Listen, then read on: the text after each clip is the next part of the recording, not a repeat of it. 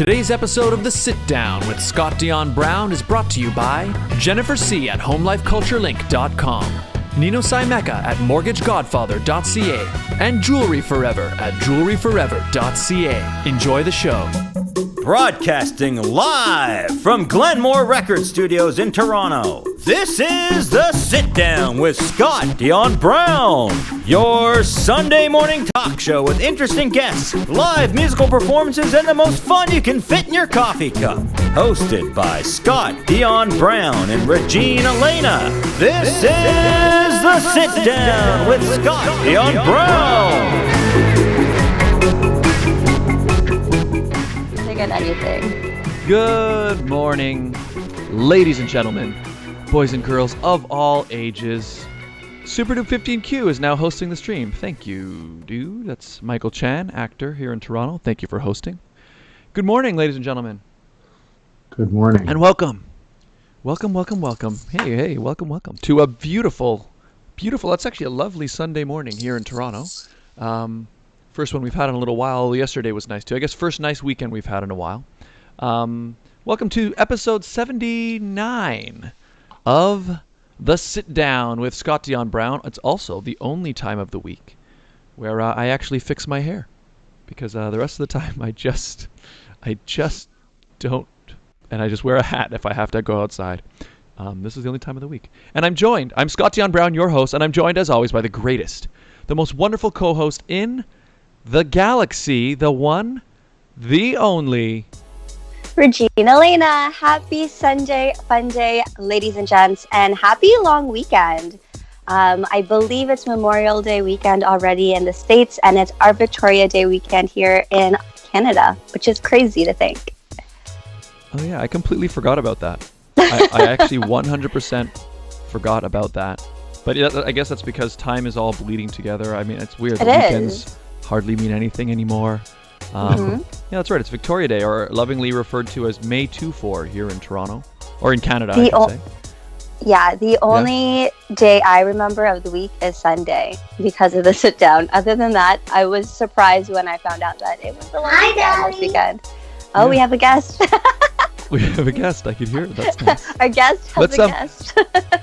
Our guest has a guest. Let's why don't we bring in our guest right away, and then we can just start talking about what we've been up to and all of that stuff. And a hello. Oh, actually, before I do, hello everybody in the chat. We've got LR in the chat. Good morning. Lava Knight in the chat. Good morning. Bin0811 in the chat. Chinamise. Hello. Sub to Pulsey. Hello. Got a lot of people. Wow. LR says I'm new. I don't know what this is. Waiting. Yeah. LR. Good morning. This is beginning.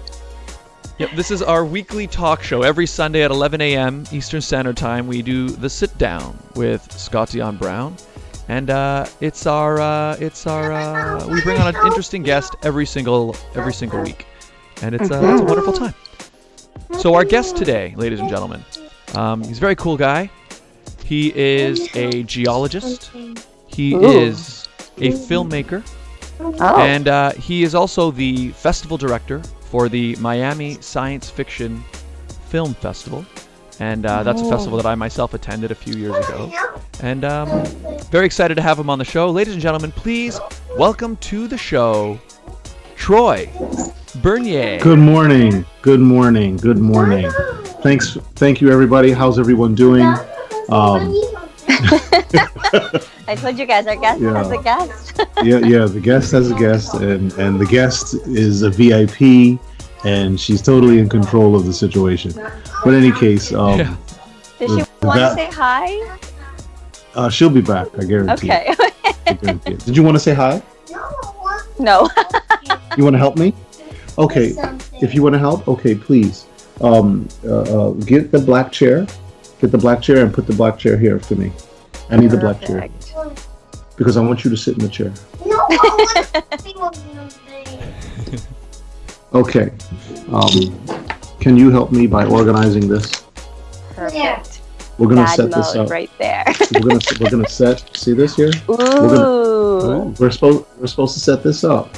Okay, but I need you to open it up and set it up for Daddy. So where's the system? How we can open this up? I would give you my X-Acto knife, but that's probably not the daddy thing to do.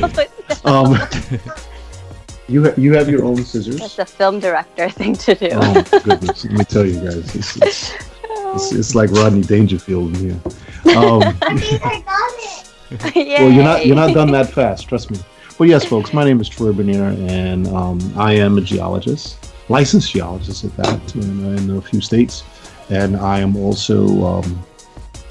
I've been practicing geology for some time. I'm a researcher in geosciences, as well as a lecturer Daddy, at universities. I've done I that. set it up, Daddy.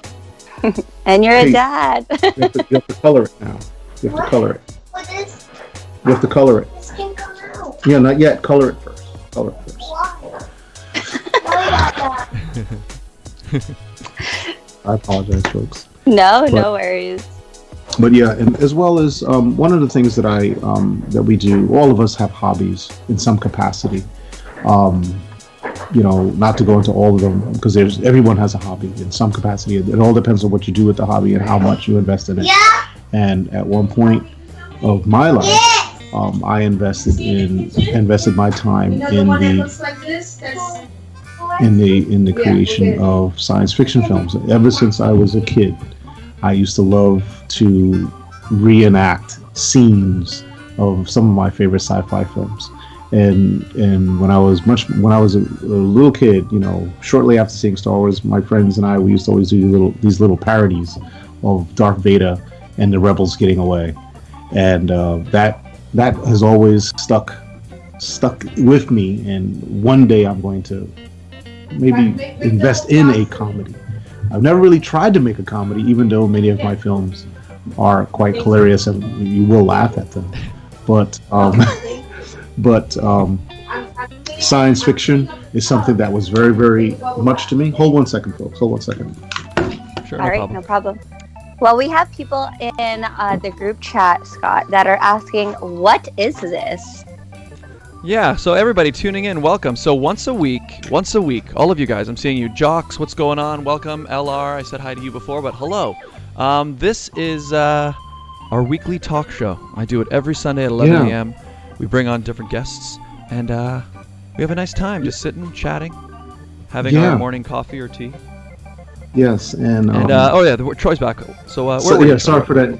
Yeah, sorry for that. But we're gonna have more and more of these. Close the door. Yeah, Daddy. Yes. Yes. Can you please, Mama, take some time, take a break? You know what? Don't worry, Troy. This is a family show. It's Sunday Fun Day. We totally get it. I told you. We should have spoke about come play with me. Daddy. We can do it when she joins, but honestly, don't worry. Our viewers are used to it. Last time we had a little brother zoom by with his roller shoes. We've had a cat come on the show and a sister make an appearance, so we're totally used to this. Yeah, no, that's cool. Exactly.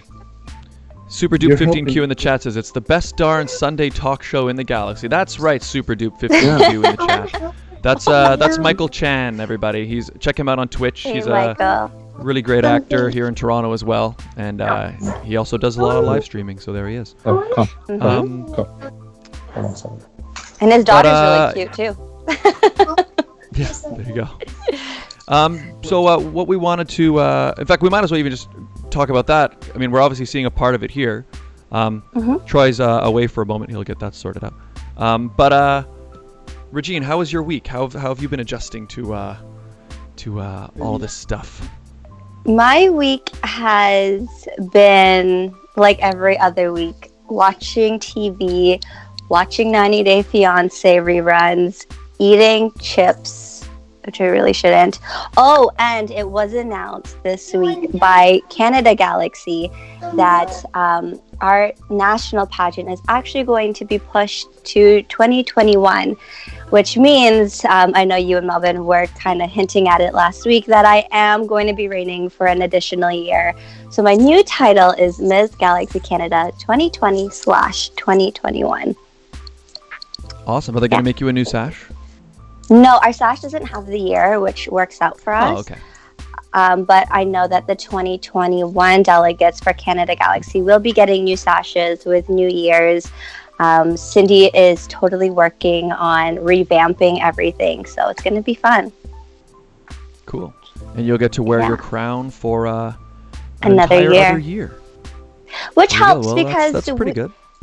Yeah, and it helps because we've missed out on all of these other events and possible appearances because of COVID. So now we have the chance to do a Christmas parade, do all the festivals in the summer, seeing as how they're all canceled here in Toronto, and really enjoying our reign to the fullest.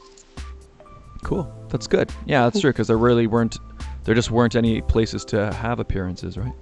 Mhm. So I think that's good. I mean, basically it looks like we're all just trying to hit pause on everything, and Yeah. whenever we come out the other side of this moment, we'll be able to get back to normal again. Makes sense. Exactly. In the chat, LR, hi, I'm 7. Cool, dude. Welcome to the stream. Thank you for tuning in. Thank you very much. Oh, to be we got seven Troy's again. back. Hello. I don't know Troy. for how long, because today's been a little challenging. No, don't worry Everybody about happens to be upstairs at the same time, and typically folks are spread out among the house, doing our little things. In any case, just to not to distract too much. So, I've always been a fan of science fiction, and I think science fiction and science itself goes hand in hand. Because in order to produce science fiction, you have to have some science. You have to have science. Regine, can you hear him? I've lost the sound. Regine, talk. Hello? Oh, all right. Hang on a second, Troy. Sorry. It looks like Regine. We lost Regine for a moment. She might have to reconnect, and I think I've lost you as well. Give me 1 second. Oh, uh-oh. I see her trying to connect.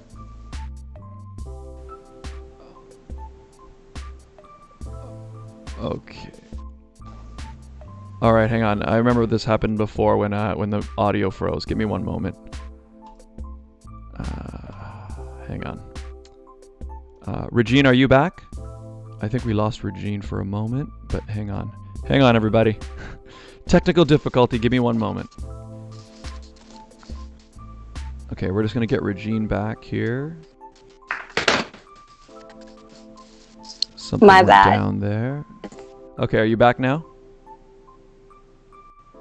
Oh. Hang on. Okay, people. It's a I'm live trying. show. Sometimes things happen. Okay, I'm seeing her running. Okay. Our house lost power, so I'm using my data and I'm now outside. Yeah. Regine We're had a live. blackout. Oh my gosh. Wow. Oh my goodness. Okay, Regine, are you... Say something? Yeah. So now can you hear me? Hello? Yes. I think I Yes. can. Say something? Something. Okay, cool. And let me see. Troy, say something? Something. I'm so sorry. Perfect. Sorry. Okay, so Regine just had a blackout right now in the middle of her. Wow. I'm so This is a sorry. cool. Well, it's not your fault, unless I don't think you're responsible for cutting the power. So, anyway, so Troy, please, back to what you were saying. Yeah. It's okay. It's nice outside. Yeah. It looks pretty nice there in Toronto, considering. It's so sunny. But yeah, so I've always thought that science fiction goes hand in hand with science, and I think there are numerous examples on this. Recently, I actually gave a talk on the science in science fiction, and more selectively, how geologists play a role in science fiction, and just about every well-known, very successful science fiction movie, geology is in the theme, either the main theme or the backstory of the film. So there's plenty of evidence of this, and I think that's one of the reasons why I'm so attracted to science fiction. Of course, there are lots of shows that we are accustomed to in Star Trek or Star Wars. Recently, Star Wars, I should say, because the old Star Wars really didn't have any science at all in it. It's more of a theatrical. No, I'm just kidding. Yeah, you're watching that stuff right now, Regine. I just started watching it. Yeah. So I went about, making these films, and how it happened. I became friends with Eric Swain when I moved to Florida, who's a hydrologist with the federal government, and we were talking about films and something that he was doing on a regular basis, making these fantasy films, and I got involved with a fantasy film called A Brief Spell, and I played this Egyptian warlord, fighting him who was a crusader that was sent to go after some other crusader that failed to send his tribute back to the king. And the film did, we're talking early 2000s, right? And you say to yourself, well, what happened? Well, it didn't do well because it only made it into one film festival. And it just so happened to make it into a film festival in my hometown in New York City. And I said, well, let's go. Let's go. And we went to the festival. And at that time, we were already producing another film called Longevity. And Longevity was a story that I wrote, which was about after 9/11, what would happen in North America after 9/11. And that the backstory was this surveillance economy that we predicted would happen, and you had these agents that were always investigating anything that was unknown, that was not in any database. Then it needed to be understood and identified as what it was. Was it a threat or was it not a threat? And just so happens that there was a scientist who was working on the secrets of extending life. And late in his life, he used serums on himself and it made him younger. So this guy was like 147 years old, running around in post 9/11, somewhere during the time of 2010, 2008. And I played the role of this leader of this anti-terrorist division that was chasing the scientists all around the world. And it actually was like a combination of James Bond, Charlie's Angels, and what's the name of the English actor? The English actor. It was a comedy. He was like a spy, and he always had the thing. His phrase was "Mojo." Need more mojo. Pink Panther? Oh no! Oh, Austin Powers. Austin Powers. So it was like this comedy of Austin Powers, Charlie's Angels, and James Bond all put together. And the film, I had the trailer of the movie in my back pocket when we went to screening of A Brief Spell. And everyone loved The Brief Spell, very small theater at the Brooklyn Underground Film Festival. This is in Williamsburg, Brooklyn, and which is now called Dumbo. And we showed this film, the people went nuts over it, and I said, and always be prepared for the first question, guys. I tell this to a lot of filmmakers, if you make it into a festival, always be prepared for 2 questions, and be able to say yes on both of those questions. The first question was, what are you going to do next? And I pulled out, it's right here. You want to see it? And everybody in the audience said yes. Get the chair and help. She doesn't want to help. What do you want to do? You want to help me with some of my work? Really? You serious? I have some work for you. Wow. I have some work for you. It's funny, my power went back on, I went back inside, and she came back. And she came back. Absolutely. Okay. It's a force of nature. Here, can you please sort these out for Daddy? Perfect. Sort these out and take this book and put the pages in the book for Daddy. Sweet. Thank you. I have work too if she wants. In the numbers on the pages. So your power just popped back on, Regine? It was like a temporary little surge or whatever? I was like, Well, of that's good. course, it would go off in the middle of the sit down. Yeah. Well, this is the first. This is something that's never happened before. That's the first time it's happened. There's lots of we're those not in today. separate places. Lots of those today. So the guys that ran the festival were so gracious. They played the trailer, and the audience went totally bonkers. And they're like, "Oh my goodness, you guys got to bring this film." 2 years later, we played the film at their next festival, which was a magnitude larger in size. Instead of having like 30, 40 people in the audience, they had 200 something people packed wall to wall in this beautiful auditorium in Park Slope, Brooklyn.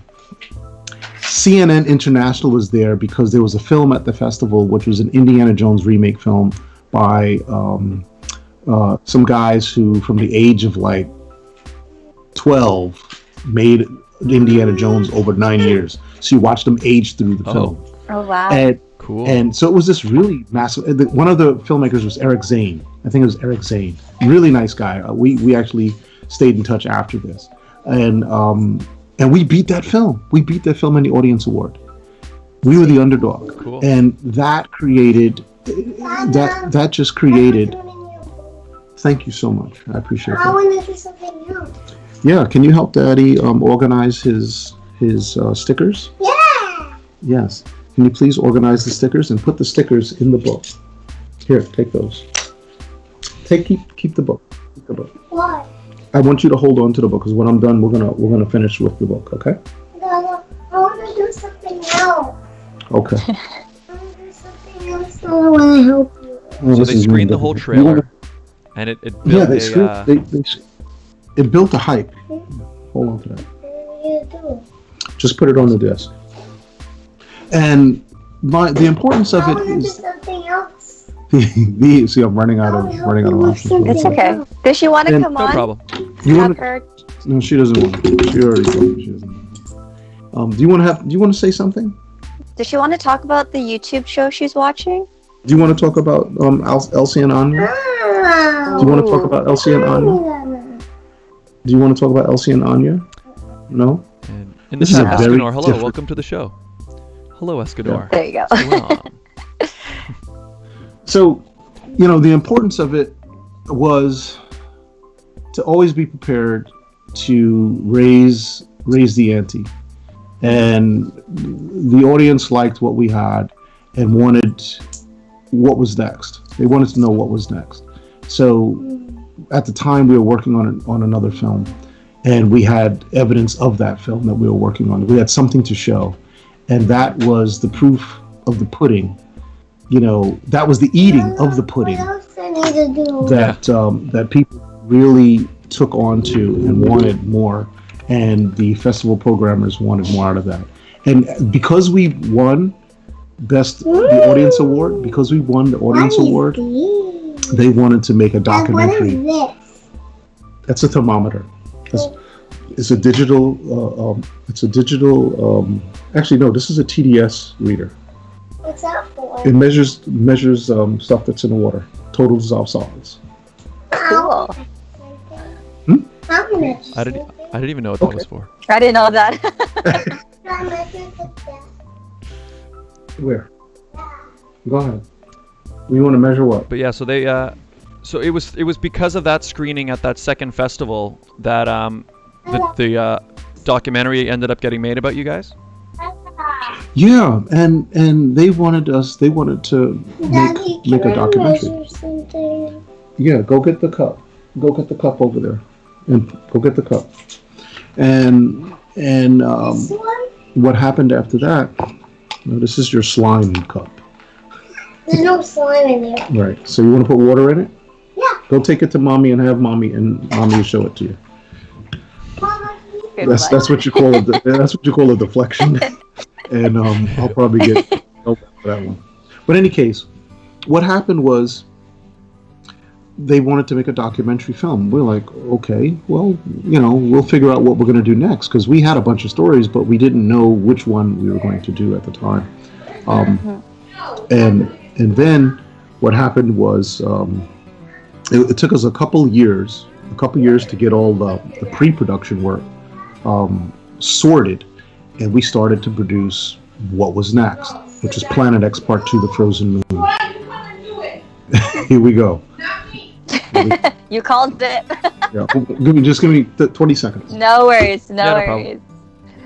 So that documentary that he's talking about is I actually got to see that documentary because I attended the Miami Science Fiction Film Festival back in 2018, and that was when I was promoting my film Kessler Syndrome. And he'll talk about it more when he gets back. But the documentary, Regine, basically follows him and his partner Eric as they kind of go on this journey to make this indie film. And it was so great to watch it, because it's like, for me, it felt like it was a documentary about like every filmmaker's journey. It was just, but, okay, so Troy, I was just sort of telling people a bit about the documentary, because I got to see that documentary screened at MiSciFi in 2018. And I was just saying how the documentary, for me, seeing your guys' experience going through everything to figure out how to make this film, it felt to me like it was what every indie filmmaker goes through. Like, I was watching you do this, and I was like, wow, like that's exactly what I had to do, and I had to, find all the resources and figure out how to do stuff and special effects, all that. It was really cool to see. So I don't talk about it. You were just getting to the documentary there. Yeah. So, if you remember at the festival, we did an introduction to it. We actually had the filmmakers there. That was Josh Corey, and Miles Kane, and right. They both have an amazing background and experience, not just of making films, but being part of the industry. They are industry. They're part of the industry. They're part of the creators of this industry. So one teaches at Pace University at the time, and another one was working for the New Yorker as a cinematographer. So you had some people with really good skill sets that wanted to capture what we were doing. And in my opinion, capture it in the artistic process that people are really interested. People are really interested in viewing, and they did actually absolutely a wonderful job at this. And I'm not saying it because it was them and they did it and we looked cool in it. In my perspective, it was the response that came from this. So we get this phone call. We're talking 3 years later after we had made the film. Okay, Planet X was done. Planet X was already screening at festivals. Planet X first festival at SuperCon won Best Florida Film. Nice. And so we were really thrilled over this, because there was some pretty heavy-duty competition at the time. And what we began, this momentum built up. And next thing I know, I was invited to this festival in Germany. Switzerland, Lucerne, Switzerland. It was the Lucerne Film Festival, something like LIFF, L-I-F-F. Very nice festival. I went because, I have some family in the EU, people and friends, and I visit frequently. And I took the time and said, I'll just go. I can go. I try to go every year, so I've used that opportunity to go to the festival, attend. And I always bring my props with me. Of course, what are the props? Props are, the spacesuit, because we customize the spacesuit. I could show you a photograph if you want to see a photograph of the spacesuit. Is it easy for me to show that? No, I don't know. Is there a way for it to actually be shown easy? directly on Skype? Or is let it me see. easy for me Let me to see just if I send can. pictures and share? Yeah, I think I can actually show it on my end. Let me look. Okay. In fact, the link you sent, is it in there? No. I'll send you right now. We got them right here. They're being sent to your phone. So do you make your own outfits? Yeah, we made just about everything. And one of the photos that I'm showing you, that I'm sending you, actually a few of them will have the spacesuit. And there's one where I'm standing, there's a person in the middle, that's Susie, and then there's the star of the film. That was Miss Blake. Sheena Blake. Let me find that one. How long does it take to make props? Oh, let me tell you, we spent a year building the ship. Wow. We spent a year building, and when I say a year building the ship, I'm talking about we spent a year just building the interior components that you would engage with. Everything else was green screened. Wow. So we took our room, our small studio room, and we painted all the walls green. Okay, and that green screen or green wall with an infinity wall, and an infinity wall is not allowing the wall and the floor to meet. with the right ink, because you're going to end up with a line that is going to give you a lot of problems in any kind of motion projection. And what we did, we created a curved, we learned by a gentleman, well, I can't remember the gentleman's name off the top of my head, but he was our first, but I'm going to get it though.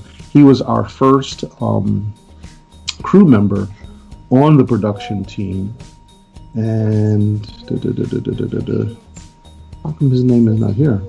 Uh-oh. He was the one who kind of should have been on. He was able to give you guys some. He was able to give you guys some pointers and stuff in terms of production and kind of little how to achieve certain effects, right? Well, yeah. It was the most important element of green screening, and that in order to capture the entire person in any motion production. Daddy! What? Stay there. Okay. And I'm gonna go to you the have to have. back right now. Okay. You have to. Oh my God! She just walked right into the wall. Let me see. Oh, Come here. all right. She just walked into the. You okay? What'd you hear? Maybe it's time to do a ad break, Scott. Yeah, that's a good idea. Be right Okay, back. yeah, that's a good idea. No We'll do worries. the ad break. We'll come back. Regine, today's episode of The Sit Down, with all of its ups and downs, with power outages, and it's a live show. I don't even think ladies my and gentlemen. internet's running yet, but that's okay. Well, we're figuring it out here. We're Fine. making it work. It's not like But I'm ladies and using gentlemen, my data anyways. Yeah, it was brought to you by some very important people, Regine, and you know who they are? They are actually I do, but do they? our advertisers. Yes, that's true. Do you people know? It is. They are, of course, our advertisers. They make the show possible. They support the show. Regine, Yes, Scott. do you want to find out what your home is really worth? I do, now that we had a power outage. Yeah, good point. Good point. Well, if you're thinking also, Regina, of buying or selling your home, well then guess what? What, Jennifer Scott? C., Realtor at Home Life Culture Link, is here to help. Call or text Jennifer today at 647-403-8887. Don't deal with just anyone. Speak to a professional. Jennifer C. at Home Life Culture Link. To see her current listings, visit homelifeculturelink.com. The Mortgage Godfather is here to give you advice with any mortgage needs you may have, and he will shop to find you the best mortgage. Nino Saimeka, mortgage agent. He'll give you an offer you can't refuse. He'll give you an offer you can't refuse. Find out more Oh boy. at Mortgage Godfather. Find out more at mortgagegodfather.ca or call 905-604-6955. And it was brought to you by Jewelry Forever. Conveniently located at CF Markville Shopping Center on 5000 Highway 7 East Markham. They do custom-made jewelry, repairs, and change watch batteries, all done on site. And we've got a very special promotion worked out with them, right, Regine? Yes, we do. Once they open up, and hopefully it will be soon, you go in there, let them know that Scott and Regine sent you, and you will get 15% off your entire purchase. That's 15%. That's right. It's a wonderful deal just for our viewers. 15% off your purchase. Tell them Scott and Regine sent you to jewelryforever.ca to find more information. And I think also right now they are doing a giveaway. If you follow them on Instagram, They are. and leave a comment, I believe, on that post, just in time for Father's Day, they're giving away a beautiful stainless steel men's bracelet. So you could win that and make a nice gift for your father for Father's Day. Father. And also, that's right. And also, ladies and gentlemen, if you would like to be involved with the show, if you'd like to advertise in some way, it's very easy, right, Regine? Yes, it is. All you have to do is email us at Radio Show Ad. That's Radio Show AD, and we'll be more than happy to hook you up. That's right. Get in touch. It's a great way. It's a great way to get in touch with a brand new audience, and we do the ads live every week. So because of that, you can customize them week to week. If you've got an event coming up, or you've got some other type of, a sale or something specific to a particular time, we can let the audience know in real time when it's happening. It's not pre-recorded.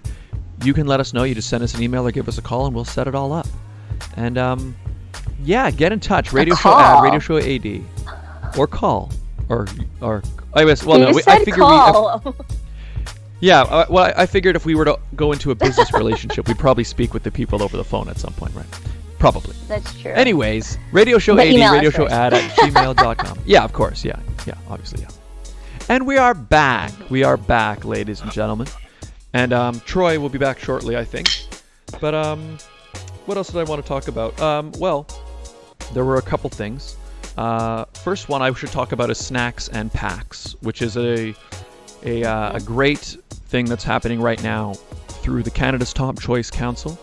And what it is, Regine, basically, is it's a GoFundMe. And I believe I still have it here, I hope. Let me see. Do I have it here? Yes, I do. There it is. It's a wonderful thing. A GoFundMe is open right now. And what they're doing is they're raising money to deliver lunches and snacks to frontline doctors and nurses during this pandemic. It's just a great way that you can, say thank you and take a little bit off their plate by putting something on their plate. On their plate? Yeah. The doctors and nurses themselves, they're very, very busy, long hours, and, this just takes a little bit of strain off where they don't have to worry about lunch. The lunch will be coming to them. It's there. They can grab their quick bite, and then they can go right back to saving lives and keeping everybody safe. So if that's something you'd like to be interested in, if you're watching on YouTube, there is a link in the description where you can make a donation there to the GoFundMe, or just go on GoFundMe and search for snacks and packs, and you'll find it. That photo that you're seeing now is the title image, so you should be able to find it that way. And check it out. It's brought to you by the Canada's Top Choice Council. And there you go, everybody. There you go. And that's it. Regine, I tried cutting a bit of my hair off this week. I could tell. A little DIY haircut going on. Yeah, so we did a bit of clipping across the back, and then the thing is, it's probably a bad idea, but I'm kind of getting into the habit of like if I see a piece sticking out, don't do that. I'll just chop it off. Just put a hat on. Don't do that to yourself. I mean, I have been wearing a hat, but you know what happens is that the hat shows sort of the side ones, and it almost makes me want to just like, oh, that one should go snip. Oh, that one should go snip. Oh my goodness. So I mean, it'll grow back, but you're gonna come out of here with like COVID hair, and you're literally gonna have like pieces missing. Yeah, that's pretty much where I'm gonna be. Don't do it, Scott. And Super Duke 15Q says I'm not brave enough to try cutting my hair, lol. Yeah. What I'm trying to do is I'm trying to keep it. Yeah, I'm trying to keep it so it's like anything that I cut is kind of below the point where when I eventually get a real haircut, that should all go. You know what I mean? So like, I'm not going anywhere where I think, okay, this part might affect a future haircut. At least I hope. The problem is I don't know much about haircuts, so who knows? Who knows what I've done to my future hair? I don't know. At least it'll grow back, right? Yeah, I mean that's it should grow back. And okay, Troy, we're back with Troy. Hello. Hey, that was a moment. My kid just ran right into the doorknob, and I've done that. That's not fun. So got her first black eye, and it's not cool. Yeah, she's not happy right now. Hey. So, where were we? We were looking at. We were just talking about Planet X. Photo. We were talking about Planet X, getting into the production of that. Yeah. Do you have the photo of us outdoors putting the helmet on? I think I do. Hang on. Let me find it here. If you could share that. Yep. I believe we'll be able to see it. What? I'm scrolling through them all here. No, I think I've You got know it. what? I'm scrolling through all. Yeah, here's the one. It's you're on the left side here, and someone's putting the helmet on the head. Yes. Yeah. All right. Hang on a second. Let me. Yeah, I've got it here. Let me just. It will be on the screen momentarily. And these are all custom made. We made these completely from scratch. That's These cool. suits. Yeah. All right, here we go. I think it should be on the screen now. Let me see. Yeah. We had Yeah, the so- help so that's from a lady called Roseanne Barca. Barca, Okay. Barca. Roseanne. We met her because she was a cosplay designer, that kind of thing. She does this for her own children, and that's how we discovered her. And I said, hey, well, if I have a design, would you be able to help us make this? So we paid her to do this, supplies and stuff. We gathered all the supplies and things and everything, and she built about I think it was either 3 or 4 costumes, spacesuits for us. Actually, it was 4. It was 4 spacesuits. Well, I love that. I love like the helmet is you got that really big globe. I mean, it looks legit. Yeah. It looks really cool. Yeah. Oh, they all. Legit. Well, I can't tell you that you're going to survive in a vacuum with this, but I can tell you that what we designed on the back panel there's a little fan on the helmet. So we took this part and we cut it down and we attached all of these components to it so that it would fit on the person. And also, if you turn to the other photo, there's another photo that should be there of All right, let me pull it up here. of her. That's just Sheena Blake, same person, Sheena Blake. Where Sheena, you can see she has the helmet on, and it's got these 2 little light pads in there. So it's going to give the effect of you. Actually, the whole purpose of it is so that you can see the person's face in the dark. Mm-hmm. Oh yeah. Because Was we it have- comfortable You're talking the to one. wear? Sorry. Oh yeah, you're talking the photo right now with the. It's in front of a green screen, and the 2 of you guys are looks like fixing the belt. Is that the photo you're talking about? Okay. No, hang it's on, let me find- the one. It's roughly in the middle of the set. Let me look here. It's 1, 2, 3, 4, 5, 6, 7. It's the 7th one down from where you were looking. It's just Okay, a let me close up see. of the helmet. Oh, close up of the helmet. Okay, hang on. Let me find that. Yeah. Oh yeah, I got you. Okay, hang on. I'm gonna bring that one up right now. Let me zoom in on it a little. Okay, here's this one.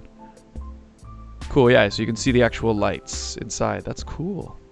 Yeah, and the fan the helmet has a fan Smart. built into the back, so it blows air from the outside inside. Mm. Inside is going to be warmer because of the person's natural, body temperature. So it's going to consistently get warmer and more humid, and the air Can you blowing imagine? yeah, the air blowing in from the outside, the air coming in from the outside, is going to naturally be cooler. So it's going to give you this perceived cooling effect. It doesn't prevent you from over a long haul. Like if you wore that for 15 minutes, it'll probably steam up. But for say the first 5 or 10 minutes, it's not going to fog up. We're sure of it. And the time of the year that we shot the film, well, at least those scenes, we shot those scenes early morning outdoors, so it was relatively cool for Florida conditions, not Toronto. Florida conditions. Cool in Florida conditions is between the 60s and 70s. It's like what it is now here in Toronto. Yeah, and if it is in the early months between January and May, well, let's say January and April, you're going to have that 60 degree to 70 degree effect. Definitely if it's in January, February.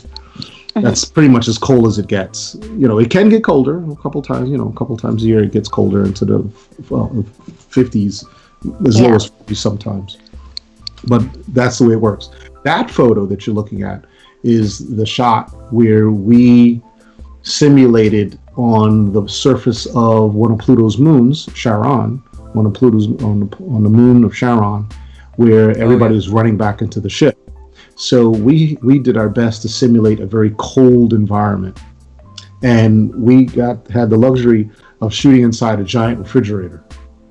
Oh, so you're going to show the one with where you can see his breath, yeah? Yeah, good point. All right, yeah. And that one there, that's where we simulated. Well, it's not a simulation; it's the real thing. It was actually cold in there. Yeah. It was below freezing in that room, and we wanted to get the effect of person's water vapor to illustrate how cold it was in space, how cold it was on their ships. So that scene was actually an Oort ship, which is the bad guy ship. Eric played the role. He was like a Captain Fenrir or something that was the captain of this Oort patrol ship. The Oorts were people that lived in the outer parts of our solar system, and the people that lived on the inner parts of the solar system were Earth, and Mars was this sort of like was terraformed into a luxury planet, a planet only for the elites could afford to go to, and there was always disagreement between the people in the inner solar system and the people in the outer solar system, and this movie was set about a decade after a big war took place between the different factions.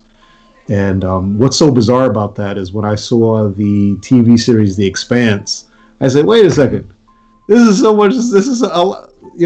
was somewhat similar. And not only was it similar, almost every single clip that's in Planet X you can find in The Expanse. And I just said, wow, that's really cool, to be honest, because at the very least we're all thinking the same way. That's the most you could really say about it, I guess. I don't know who came first, but that was just something I wanted to ask you. But in any case, I wanted to ask you about this shot. I guess of the moon buggy driving around there, the 8-wheeler, that vehicle. Yes. Because that's really cool. Tell us about that one. Oh, that's an amphibious mechanism. That's an amphibious mechanism, and what it does is that it has the ability to cross very rugged terrain. I'm just trying to pull up the same thing so I'm talking about the same one you're talking about. Yeah, so I'm seeing basically it's a green 8-wheeled vehicle, and there's looks like an astronaut in distress there laying on the ground next to it, and someone else is driving. Yes. Now that looks really cool.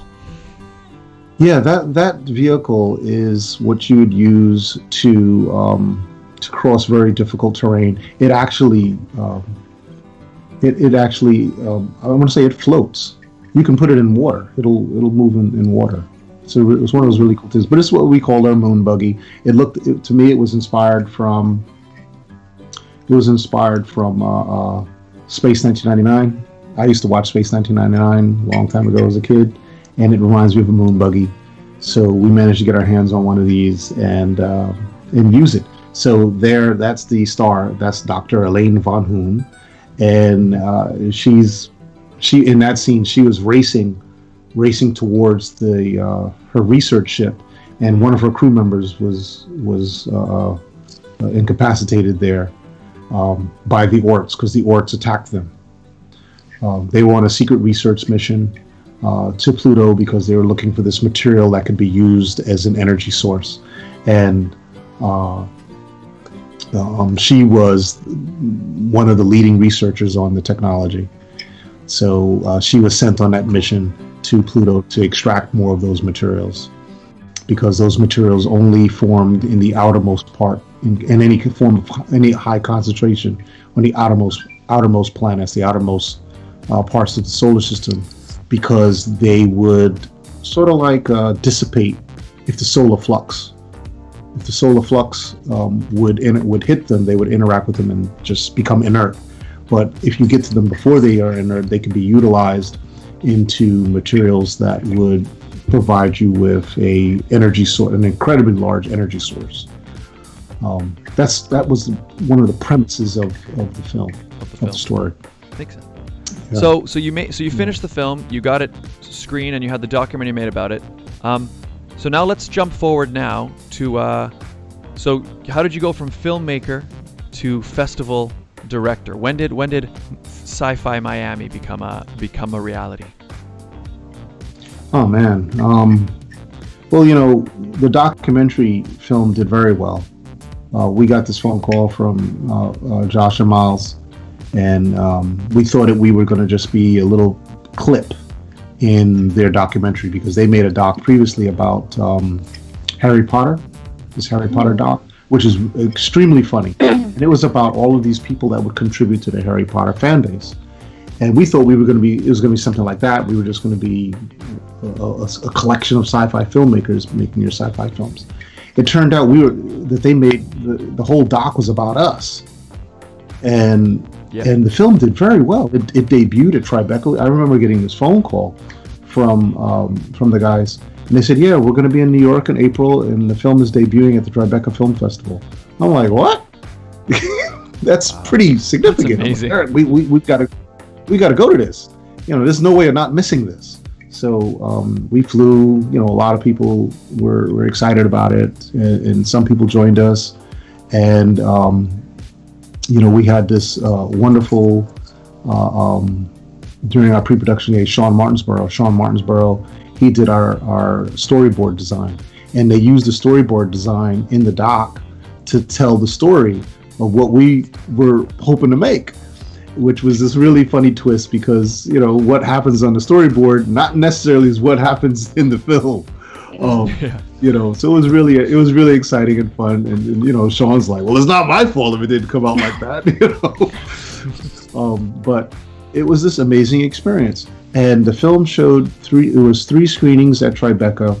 I saw the first two, then I had to rush back down to Florida, but Michael Moore sat in on the third screening, and I saw on Twitter that he tweeted to the world that Journey to Planet X was in his top five films. And I just said, oh my goodness, what a wonderful thing to say. To get somewhat of this kind of credibility to endorse our film. And it created a landslide of opportunities.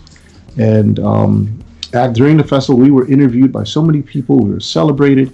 And what Michael Moore did, he invited us to this festival, and there was just this continuous landslide of festivals that the film screened at. And we were actually invited to attend those festivals, and it was very, very nice, a wonderful experience. It's a feel-good doc. It's a celebration of the independent filmmaker. And I just thought to myself, what do you do? Because we didn't make any money from this. Documentaries hardly ever make money. And the most they do is make enough money to pay back what they invested in, some money to go start up and make another one, at best. And for me, I said, what's the best way to pay back? How do you pay back when you get to this level of appreciation and success? What do you do? What do you do? Well, I thought to myself, well, we don't have any science fiction festival in South Florida. We don't have any sci-fi in Florida, pretty much, at all. And that's when I said to myself, one of the best ways to give back probably is to create a science fiction film festival. So we'll screen sci-fi films that we like and give those filmmakers an added opportunity. And that's where I suggested to Eric and Eddie Figueroa, and lo and behold, we put together the Miami International Science Fiction Film Festival. And our first year was in a tiny little. We were in this room of 150 seats in a. It was like a lecture hall. So so it was like I felt at home in academia, and we had filmmakers from all around come and send their films and so forth, and it was a really cool experience. And the funny thing is that it kept growing. We kept doing more things with it, and it kept getting bigger and bigger. and we learned more and more how to produce a festival. And of course, you have to think about it. We attended some of the best festivals in the world. We were at Tribeca as a VIP. We are VIPs at all of these festivals. Tribeca, Little Rock, Sedona, Sitges. Sitges is the #1 fantastic film festival in the world. They've celebrated their 50th year a couple of years ago, in Spain. So you learn and see how the best, Traverse City and Michael Moore's. You learn and see how the best festivals do it. What are you going to do? You're going to do your best to replicate that. So when filmmakers come to attend our festival, we make sure that they have a VIP experience. We make sure that they get the opportunity to get what we would say professional development credits. So we'll try to have lectures. We'll have one-on-ones with them. We will have VIPs from the industry come and provide talks, lectures and things like that on what things that they did. To put it in perspective, our first year we had Dean Lyon. Dean Lyon in our first year was our VIP, and we awarded him with the first Sci-Fi Citizen Award, and he is the VFX supervisor for the Lord of the Rings franchise. So they were introduced to VFX. They were introduced to color grading, color correction. Two components which are very important in any production today. And I can say that any production that is made today has visual effects, and they've always had color grading, and they've always had color correction. You have to have this, otherwise it is not production quality. What do I mean by that? The colors and the tones, they have to be as real as possible. When it comes to visual effects, wherever you shoot, there's going to be something in the background that shouldn't be there, or you need to have maxed out for what reason? Well, I'll give you a couple of examples. It could be something that just doesn't look like it's supposed to be in the theme of your film, number one. Number two, it could be an advertisement that you're not supposed to have in your film because you don't have the rights to it. It could be all kinds of things like that. In today, what we have people that are taking the actors and they're trying to make the actors look better than what they originally look like, than what they really look like. So they take out their wrinkles, they add more coloring, they add more hair, they make them taller, they make them thinner. They do all of these things. This all happens in VFX. Yeah, there are a lot of visual effects shots in films that you wouldn't even think are visual effects shots. Exactly. That's right. Yeah. In fact, I'm dealing with that right now. The film that I'm working on right now, the whole film is shot from one camera angle. I'm experimenting. I almost want it to be like a theater experience, but I'm having a lot of trouble when you switch takes, because one take to another, something might be in a different place. So I'm finding myself having to mask out all these different things. And again, it's like, so people are going to be watching this movie and it just looks like two people talking to each other in a room. But almost every shot of the movie has some visual effect element because of that. So that's exactly what you're talking about. You don't even know where the visual effects are, but they're there. They're there. Yeah, there you go. So, we try to, the festival is not, it's not for us. Okay. It's not something that I do for me. At best it would be said it's a weekend party, and you're having this big weekend party in one of the party cities of the world, Miami, and it's always held it's almost always held, not every time. This was our first year not holding it during first quarter due to the pandemic, but it's always held first quarter. And first quarter in North America is ice and snow in 99% of North America, but in South Florida it's warm enough to go to the beach. Yeah. So people, it's an awesome setting for people.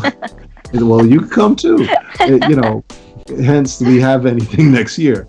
But it's just a matter of setting the stage for people to come and showcase their work. Come and showcase your work. If you're a screenwriter, we have something for you. Okay? If you're a filmmaker, we have something for you. If you like to watch sci-fi, we have something for you. You're going to see films that either where the first place you're going to see it, or you may never see it anywhere else unless you rummage day by day on video on demand, which is full of content that either you really don't want to see. How do we know? Because I guarantee you haven't seen 99% of the films that are out there. So that is a fact. yeah. So we like to get films that we know you're really going to enjoy. How do we know that? Because most of our people enjoy the films. 99% of our people enjoy the films that we play. There's always a few people who don't like it for whatever their reasons are, but the overwhelming majority of the people like the films. And I can tell you, and if there's time, I'll tell you why. Tell us why. There's definitely time, yeah. Don't leave us hanging. There's a secret. I don't want to say it's a secret, because I don't think this is a secret at all. And why do I don't think it's a secret? I don't think it's a secret because this is what Disney does, and a lot of the I don't say well-produced or I should say successful productions. Successful productions, they're like, and I'll give you an example. A lot of the Disney productions, granted, there's always a couple people who don't like them, but an overwhelming majority of people like Disney. Okay, there's a reason why it makes the money that it makes. Okay, you wouldn't give money to something that willingly if you didn't like it. Mm-hmm. Battlestar Galactica, the new Battlestar Galactica series, the BSG series from, what was that, 2005? It was 2005 through 2009. That's where they made Starbuck character, they turned into a female. They made a lot of the male characters female characters. Mm-hmm. Now, granted, that within itself is a twist that is going to make some people like it, okay? But what they also did, which I think was far more important, is that they had, on average, 3 to 5 writers per episode. So when you have many different writers focusing on a project, on one story, now you are broadening the likeness of the story. You're broadening the likeness, the appeal of the story, because it's coming at the viewer from different dimensions. From that person's mind, from that person's mind, from that person's mind. Absolutely, from different perspectives. So you're broadening the audience appeal. And that is what makes a successful story. You have to have enough people, you can't just have one group, one small facet of people that say, oh, we love this, and you have everybody else that says this is garbage, or they're not going to waste your time. That's what happens to a lot of films. That and filmmakers, when they say, oh, well, I love my script, and I don't want anybody to touch my script, that might be good for a book. But if you want commercial appeal, if you want commercial performance means a lot of sales. And if you're in the business of doing this, I'm not saying that for a fan project. You could have a fan project, and you could have something that you have a dedicated group of people that just love it forever. Okay? But if this is a commercial project, and you're trying to, and this is a business, and you're trying to have a lot of people pay to watch this or pay to follow this, it needs to appeal to a lot of people. And that's one of the ingredients to making that happen. Makes sense. You bring in different perspectives, and it can aim the perspectives at a wider range of people. Yeah, that makes a lot of sense. Yeah. Yeah. And I will say also, as you were saying, when you were arranging your festival, you wanted to give a VIP experience and something for. I will say, as somebody now who's personally attended the festival, and I have this right here. This is still my festival pass from 2018, Convergence 2018. Yes. You guys put on a great festival, a fantastic festival, and I'm definitely not going to be the only one who would say that, because I know even when I was there, I met a lot of cool filmmakers, and we were just gushing about. For starters, you're the only festival I attended where you guys picked me up from the airport. So that was cool. That is, yeah, that's one of the things that we learned with Little Rock. The Little Rock Film Festival, sadly, they're not with us anymore. I think they had a 10-year run. It could have been a little more, but the Little Rock Film Festival was a very big, it was the largest film festival in the South, Little Rock, Arkansas. And we had the wonderful glory, this experience to be invited. They flew us out. They sent us tickets. They flew us there. Wow. Flew us there and put us up in hotels. And we met some awesome people. We had parties like you couldn't imagine. There were so many parties. We had those boats, riverboat. We had a riverboat party. That's cool. It was fantastic. Absolutely fantastic. Fantastic VIP experience. The fans were amazing. A great place to have to attend a festival. I met the lieutenant. I had dinner with the lieutenant governor. I think it was the lieutenant governor of Arkansas. Wow. Cool. That's true VIP treatment. Yeah, the reception was in Bill Clinton's library. Jeez. You know, they had big guns over there, man.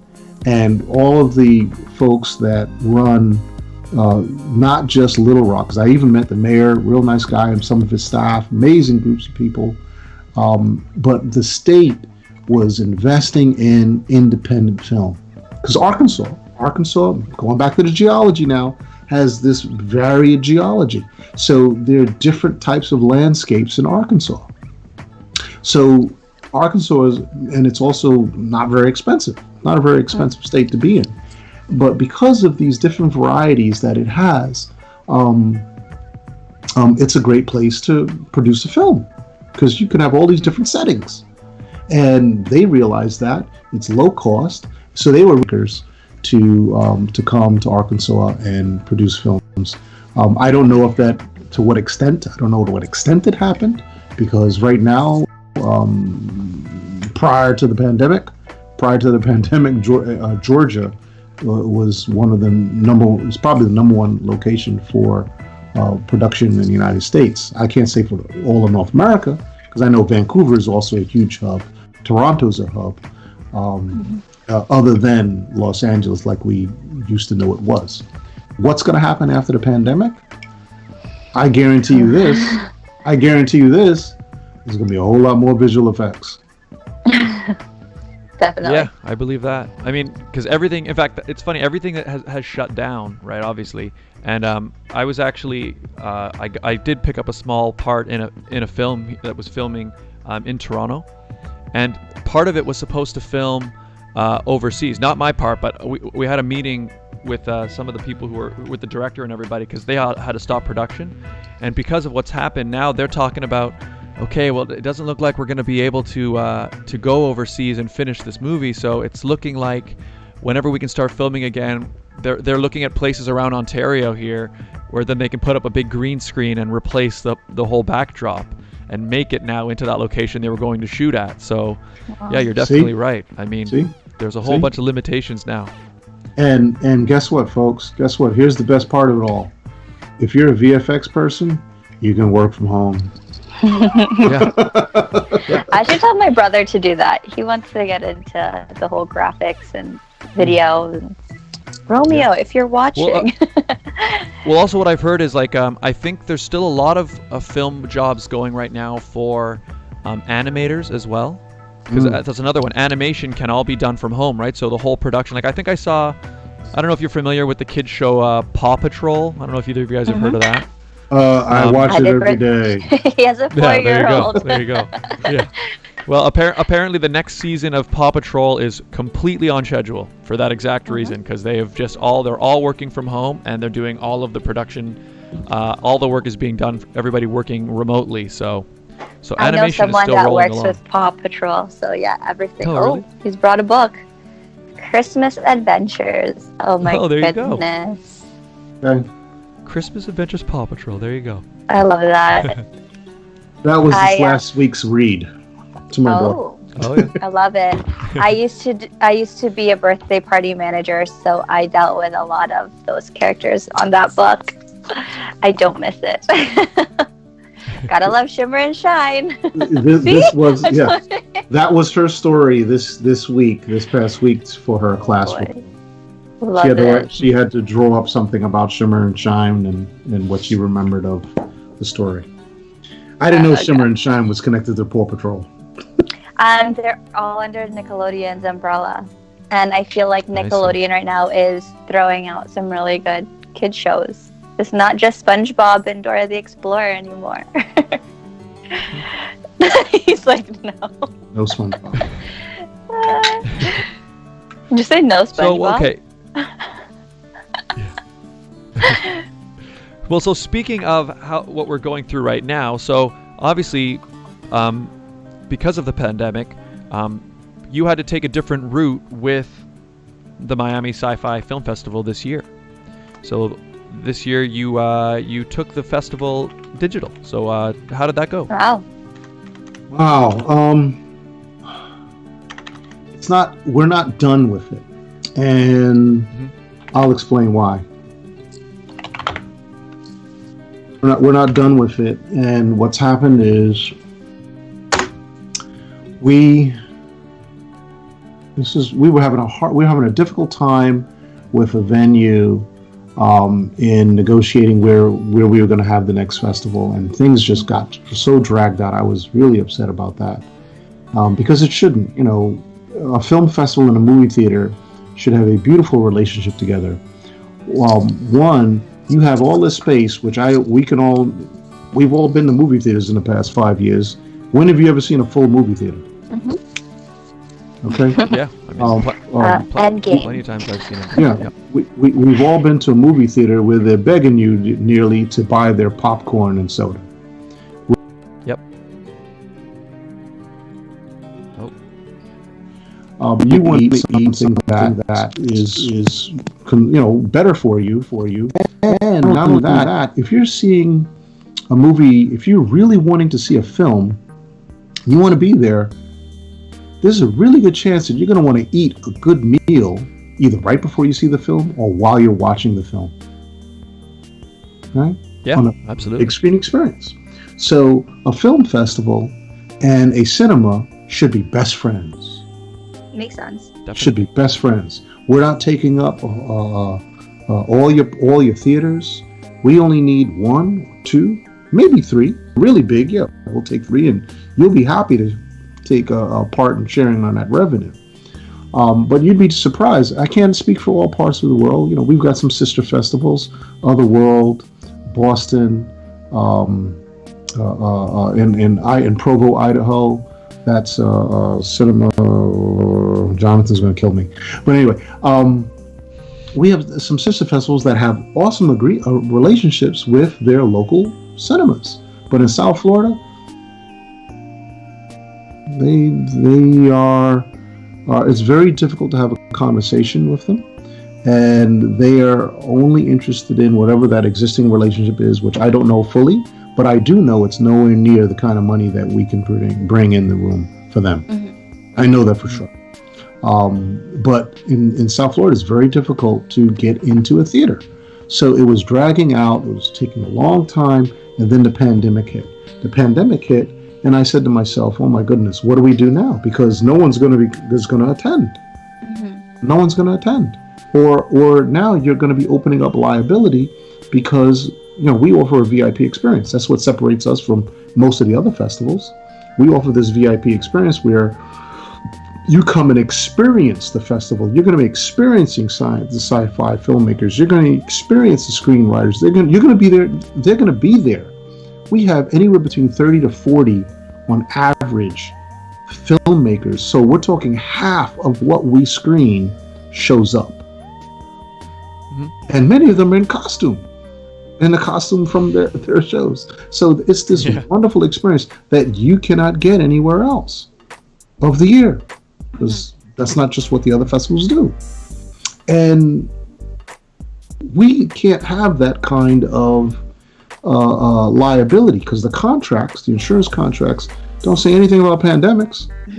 That's true. And if you're serving food or because we were coming up with these ideas, well, how do we feed people? Because people are going to want to eat. And there was all of these entertaining conversations on having these hot boiling cauldrons of gruel.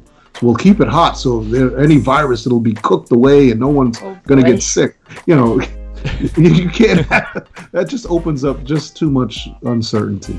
I mean, your guests are already in costumes. Maybe they would have had a mask on. Well, we didn't have masks back then. Nobody was thinking about wearing masks because everybody was being told not to.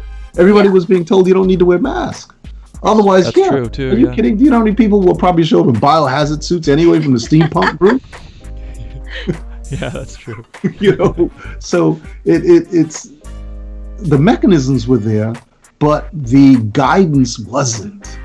And that uncertainty was not acceptable for me, much less what I would give to my patrons. And, you still have a relationship with your venue, and you don't want to put them at harm. So out of respect of everybody, I think we were one of the first events, period, to cancel that far in advance, because we looked at the numbers. Do realize all of us are scientists, so I'm a number jockey. Okay, I do is crunch numbers on a daily basis anyway. Type of work that I do. So I just said, you know what, this is just going to get worse and worse and worse. Do I want to have the festival after this, or do I want to have the festival before this? And we tried to have the festival before the mess, and it turned out the mess happened sooner than what we were being told. And that's when I said, that's it. We're going to just have a virtual event. We're going to do everything except show the films. That's what I initially said. We're going to do everything except show the films. And we had 3 days of interviews. I'll be happy to share the links here for you to post up on your YouTube. And we conducted interviews. We had discussions on science fiction, discussion on current events regarding science fiction. We had VIPs, Todd Chernowski, who is the set designer for Star Trek Discovery and Picard. He's one of the folks that built the Enterprise bridge, and he built the interior of the ship in Picard. He came out and gave an hour-long lecture of what he did for Picard. And no one had to pay. No one had to pay. So we did that as a free component for the festival.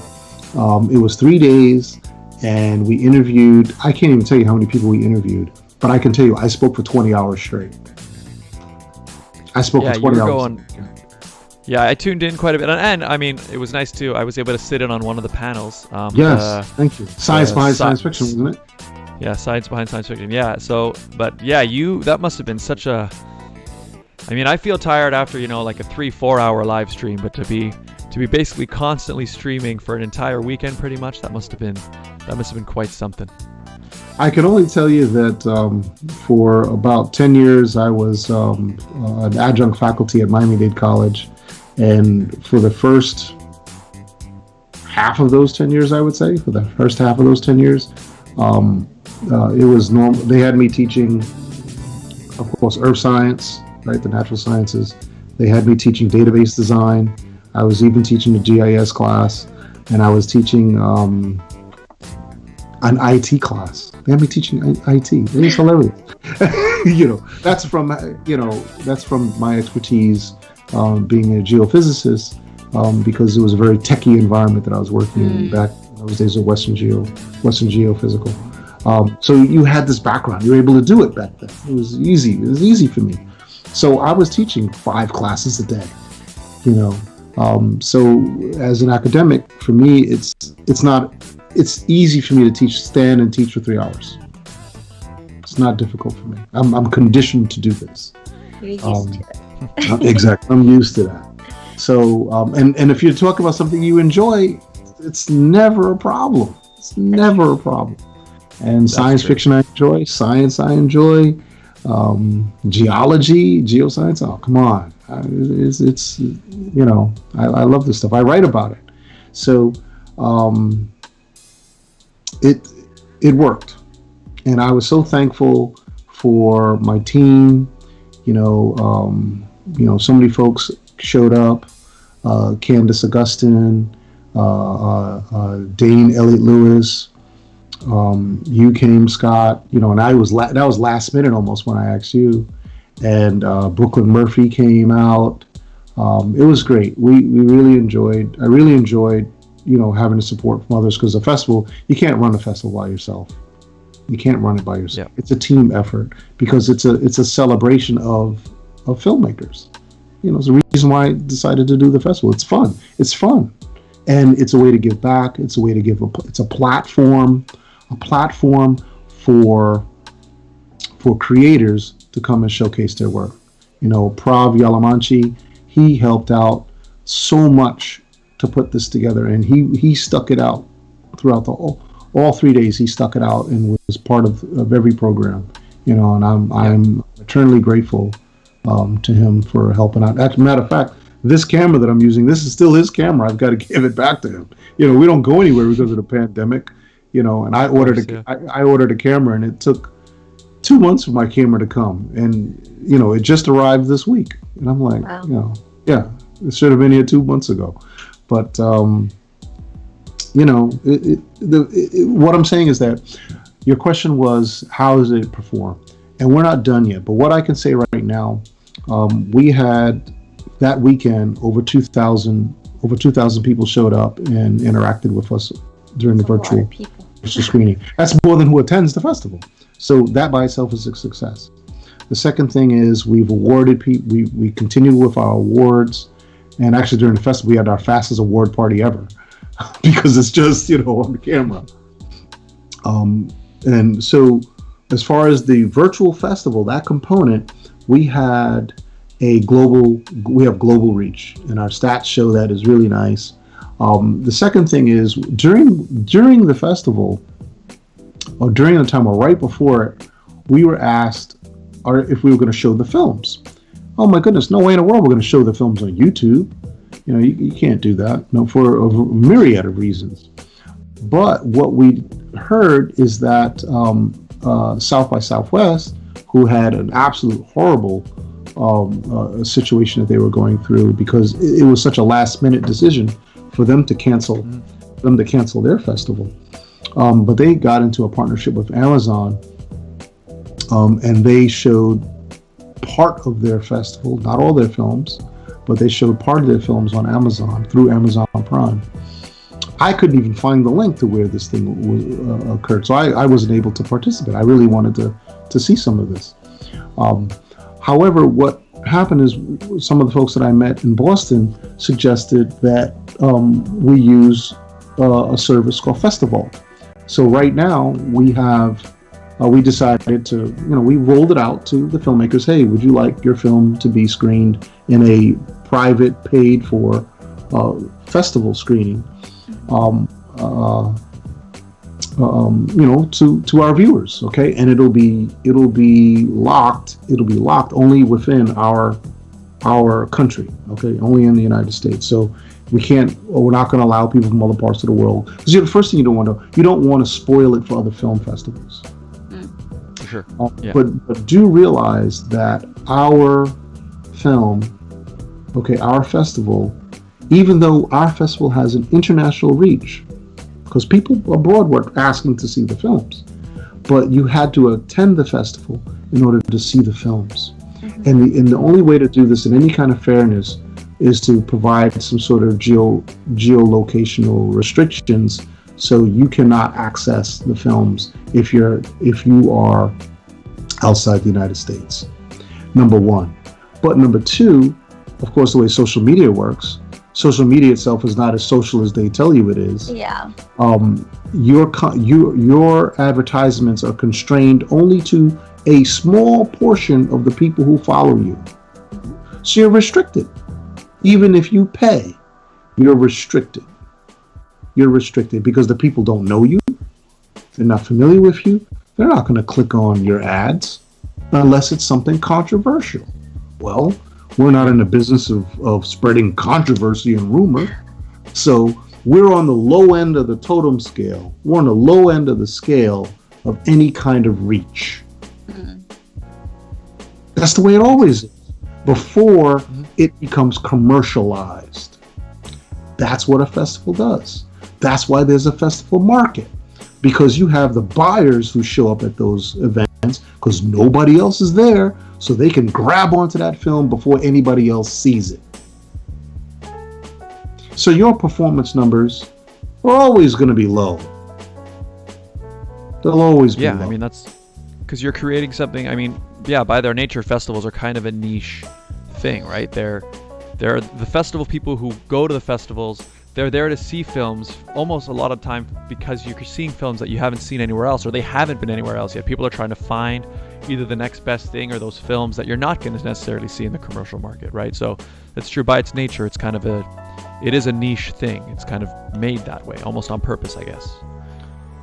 It's not made that way. It's not made. It's just that's the way it is. That's just the way it is. Yeah. Just as if you attend any scientific conference, okay, the average, okay, there's a spectrum. If you attend the average scientific conference, there's going to be less than 400 people in there, probably less than 100 people in there. Yeah, I'm serious. You know, just look at the photographs. They'll have photographs of the people who attend the conference, and you could count them really fast, the number of people who attend. Okay, so the big science conferences, which are Geological Society of America, which are the American Geophysical Union. I attend and present at the American Geophysical Union. I have almost every year for the past 10 years. 20 or 30,000 people show up from all over the world. That's the biggest geoscience event on Earth. Mm-hmm. Okay? So that's such a small number of people, very, very small number of people that on average, less than 100 people read what they do. Yeah. They publish an article. Okay? They publish an article. Less than 100 people on the planet read it on average. And build on it there. Okay? And only a very few get together and then become commercialized. Much of it becomes industrialized. Industrialized meaning it's being used in some process for producing things, producing materials, producing information, some sort of study, so that can be then extracted and implemented in policy. Okay, policy, whether that policy is government policy or health and safety, these kinds of things, occupational health and safety, okay, or a better way to extract natural resources so that it can be commercialized, right? So, such a small group of humans, a small group of Terrans that are involved in this process. And how long does this take? On average, 10 years. From beginning of hauling it out of the ground to being turned into an iPhone, right? Yeah. Right? It takes time. So you take, not to twist the conversation a little, but if we're going to talk about pandemics, right? Pandemic. If I'm not producing something today, and let's say food, because food's always part of the conversation. Everybody, this is non-partisan, doesn't have anything to do with your political affiliation. It could with a religious affiliation, depending on what you eat, but we're not going to go there today. But when it comes to consuming food, it'll take 3 months for the food, maybe, or not, to go from one thing to another before it's on the table. And if it's fresh food, produce or meat, it's going to take weeks. Okay, so and the ancillary products that are produced, the products that are produced from that, dry goods, all kinds of things that are produced that are designed for long-term storage and consumption, things that people bet on in the commodities markets, things that people hedge on for buying and selling depending on where they come from and where they end up. A lot of foods, if we look at the EU, a lot of foods that are produced in the EU are produced, raw materials are sent to India, raw materials are sent to some part of West Africa, and these things are produced they're produced and sent to some part of the EU, and then they're fashioned into, then they're put in either into goods that we buy in stores, or they're created into foodstuffs that we use, that we throw in the microwave and consume. It takes time. So what's going on with the pandemic? Okay, a lot of the stoppages and slowdowns or things just totally cancel. The effects may not be felt for months, if not years. That's true. Yeah, Okay? that's true. We don't even. Yeah. And Sorry, the people who know this, these are people who do logistics, people who are economists, people who study this stuff and work with this on a regular basis. Not the average Joe Schmo who is just looking at some master class and saying, oh, well, that's, this is what it is. That's the answer. And they have no idea what they're talking about. The experts do. Okay? And if you are... I don't even know what's going to be coming down the line. Yeah. The information needs to, and since we live in a social media world, which is not so social, in constrained media, you don't know what in the world's going on. Most people have no clue. The only people who really know are the ones who are the experts in those industries, that see the raw data, that see the polished data, and see the analysis, see the evaluations, see the quarterly reports, things that are being reported. And they compare those reports to the historical set. And for people who say that they don't know, change the channel. Change the channel. Exactly. That's Don't true. waste Most your people, they only see, like you're saying, if it's things happening 3 months, 6 months, years in advance. It's like the average person is only kind of seeing that end result of something that's been building up for a really long time. So your average person is always going to be kind of on the outside or behind of what's actually known. Yeah, I guess that's just how it goes. I guess it's just how it has to be. You know what? I want to pivot back to sci-fi. Have you seen? I know. I think we talked briefly about Picard before we started talking, but so you've seen Picard, and I know I didn't even know there was more Star Trek coming. But what did you think of Picard? I guess. No, I really enjoyed Picard. And before we go in Picard, Jonathan's festival in Utah is called FilmQuest. FilmQuest. Okay. For FilmQuest. The Lords of Cobol. I cannot forget this. I have to mention. Yes, I have to mention Jonathan Martin's festival, FilmQuest. Really cool place in Provo, and I have yet to attend. I really want to attend his festival. It's a beautiful part of America. Utah is a beautiful state. That's I-15 is one of the nicest highways to drive on. But go back on what you're saying, Scott. I don't want to go too far to a deviation. Oh yeah, so yeah, I mean, Picard is, I think, probably the most recent sci-fi thing I've seen as of late, I guess. And yeah, I just figured we should touch on it because I know like you've seen it as well, so, and you're also quite a big Star Trek fan. So, what were your thoughts on Picard? I thought Picard was done pretty well. It was to me it was a blend of Next Gen and Discovery. It was a blend of these, and I think it was a good blend because it continued on his story, and if you understand a little bit about Next Gen and more precisely Picard, it had a little bit of the Borg involved in it. It had some of the Romulans in it, which I really like the Romulans. And it also had this stage of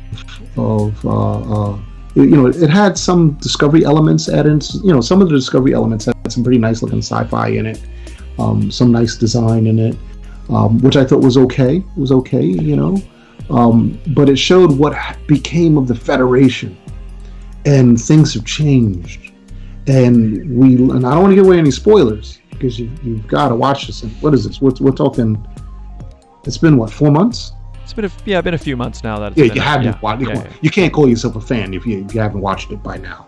But we learned that the Romulans are actually pretending to be Vulcans. Because Romulans and Vulcans, they look very much alike. And there's a little bit of backstory of why that's the case, which is a little bit unclear, really, to be honest. Because if it was so far back, how did they go from one planet to another? Come on. So, but there's that connection where I think their chief of security is actually, or either, I might have that wrong. Wait a second. The person was Vulcan, but they belong to some sect. I think they belong to some you're talking. Sect. There was a female security official who was like kind of a spy, right? Yes. In the. Yes. Yeah, she was. Starfleet. Yeah, I guess she was a Vulcan, but she. Yeah, I don't say it wasn't even that clear. It was just that everyone thought she was a Vulcan, but she was actually a Romulan, I guess, or she had close ties with the same radicals in Romulan on Romulus that had this similar belief. Yes. And exactly. And correct me if I'm wrong. Is the audience still there? Audience, please come on. I don't know. There's 4 people watching. Fan people, you got to say something. Fan people, you got to say something. Because, and I don't want to say it wrong. That's one of the tough parts. If you're wrong, the fanboys are going to get you. And I want to say that there's a radical element from the Romulan folks, from the Romulan side, that are the same as the Vulcan side. And it had to do with they don't have anything to do with artificial intelligence. So yeah, I think that's right.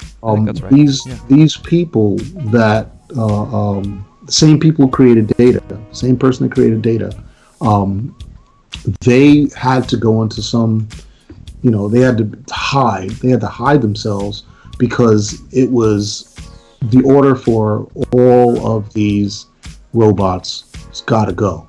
And we learned that it was actually an internal event that created that disaster. Because there was a lot of talk about this disaster that happened on Mars, and these androids killed all of these people. But the directives actually came from those radicals. They were behind it. We learned that they were behind it. Now, granted, some people may say this is too shallow of a story, whatever, come on. Remember what I said earlier about having a story that has wide appeal? Mm-hmm. A lot of folks, for whatever the reason is, are not attached to deep. That was one of the challenges of The Expanse. I think The Expanse is, and of course you already heard my bias regarding Planet X, but The Expanse, in my opinion, and I'm not the only one who said this, it's probably the best sci-fi series we have so far.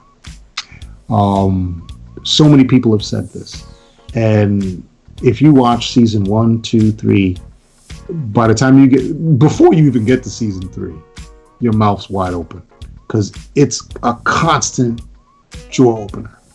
Okay, and the reason why is because they have so many different characters, so many different journeys, and Picard, smaller cast, much smaller cast, but they still went on this journey, and they simplified it. It's a simplified story. One of the challenges that Expanse, even though it was good, by far, many people couldn't get past the first few episodes. First few episodes was a hard lift, man. That is a hard lift. I almost stopped watching. I had to go back and watch it again. The first 3 episodes.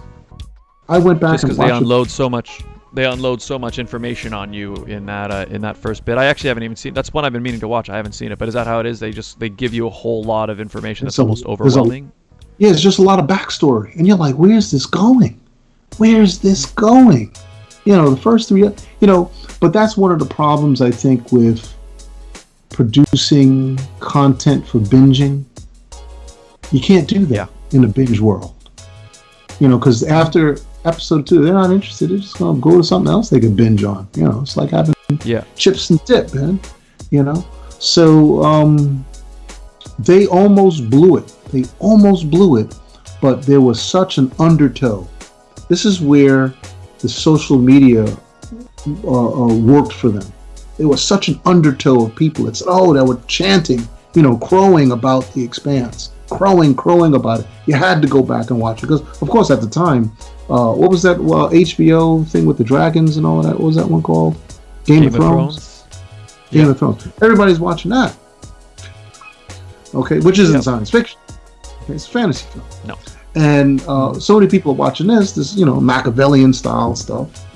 And The Expanse was quoted as Game of Thrones in space.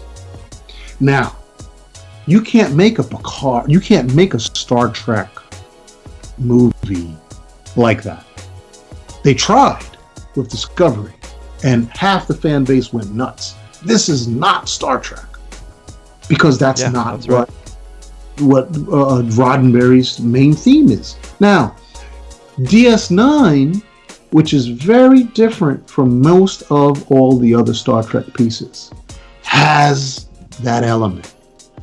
It has that backstory of all the other planets, all those other races of people, and all the other things they were doing other than those humans. Okay? So DS9 dives into a lot of that. Kyle Sullivan, he celebrates DS9. Okay? And from Trexpertise, Kyle Sullivan from Trexpertise, another guy you need to have on your show. And the backstories of all of that mind-bending, brainwashing, manipulating that was going on that the Federation is trying to control, that Cisco is trying to control, is what's going on in the background of DS9. And that's the reason why it does so well. Picard is a little bit of DS9. You've got that mother lode, silver lining, DS9 in Picard. That element is there where you have that mysterious, where you have that investigation, where you have that, oh no, that's always taking place. Every episode, you're having one of these. And then you have the ending where Data wants to die. Because he wants to be human. Yeah. He wants to be more. That was a really, I will say that moment. I mean, between Data and Picard, there, that got me. That was a pretty touching moment, actually. It was good. And Picard dies and is reborn. Yeah, which is it was that's the thing. It does ask some pretty cool questions. Like I like how you're bringing up how they did really struggle in Picard with. You're right, because they definitely wanted to try to steer it more towards, I guess, a mainstream audience. But at the same time, there's always that risk of, again, alienating the people who are in their minds. This is what Star Trek is supposed to be, right? And so you're riding that line. But even if people think, like you said, it's not necessarily as deep, maybe it does ask some interesting questions, especially about like, I don't know, what it means to be human. And what is the self? What even you can even ask, like, what is consciousness? And thinking of those terms, like is Picard still Picard now? That's an actual philosophical question you could ask. It's cool. It raises some interesting ideas. Yeah, well, I definitely think he's going to be Picard. But I think on the other side, he may take more risk. They're going to. Here's the VFX parts, folks. Yeah. Exactly. So season 2, you're going to see him taking more risks, and he may end up being less frail, because that was one of the arguments. One of the arguments that you heard folks saying is, "Oh, he's too old. He shouldn't be playing this. It looks like an old." Well, that's the story. He's retired, and in the future, people live longer. So go back 50 years. Yeah, people live longer in the future. They didn't 50 years ago. They didn't 100 years ago. They damn sure didn't 200 years ago. Most people didn't live that long as they're living today.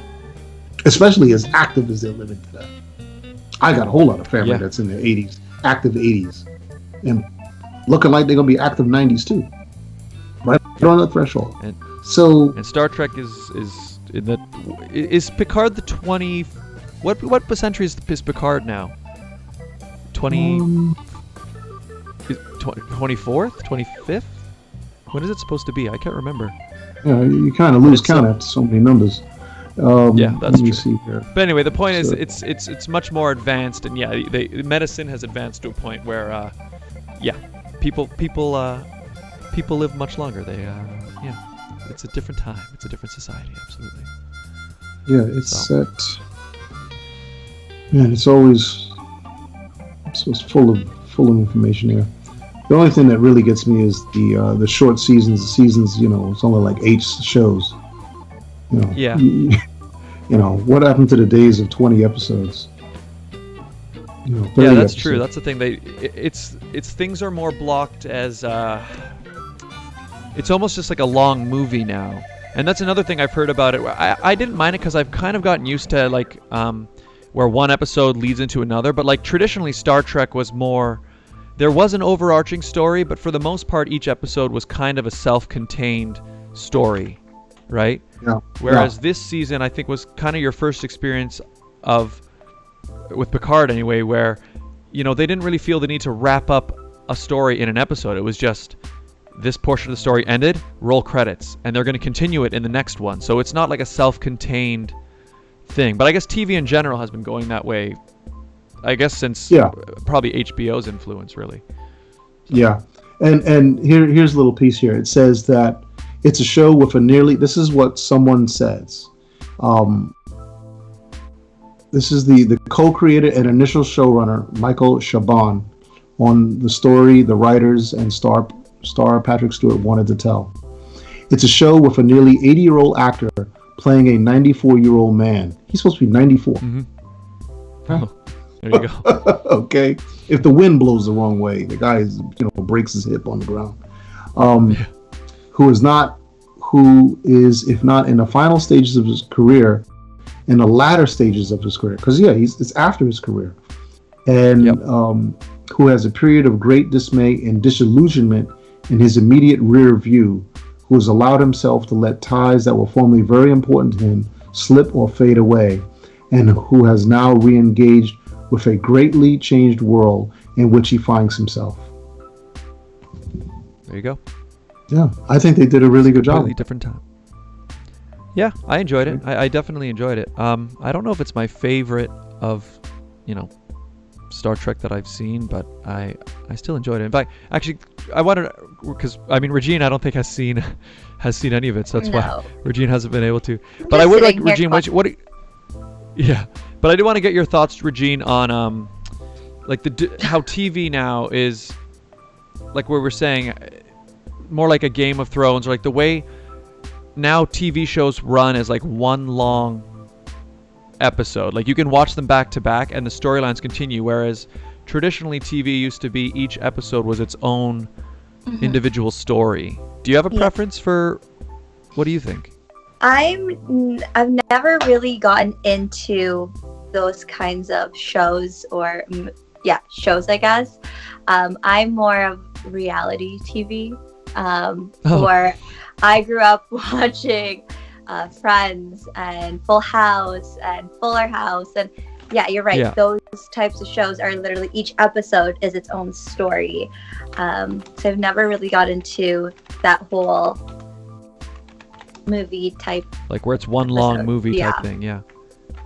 Actually, Troy, did you watch the X-Files? Were you a big X-Files guy? Oh yeah, X-Files was my goodness.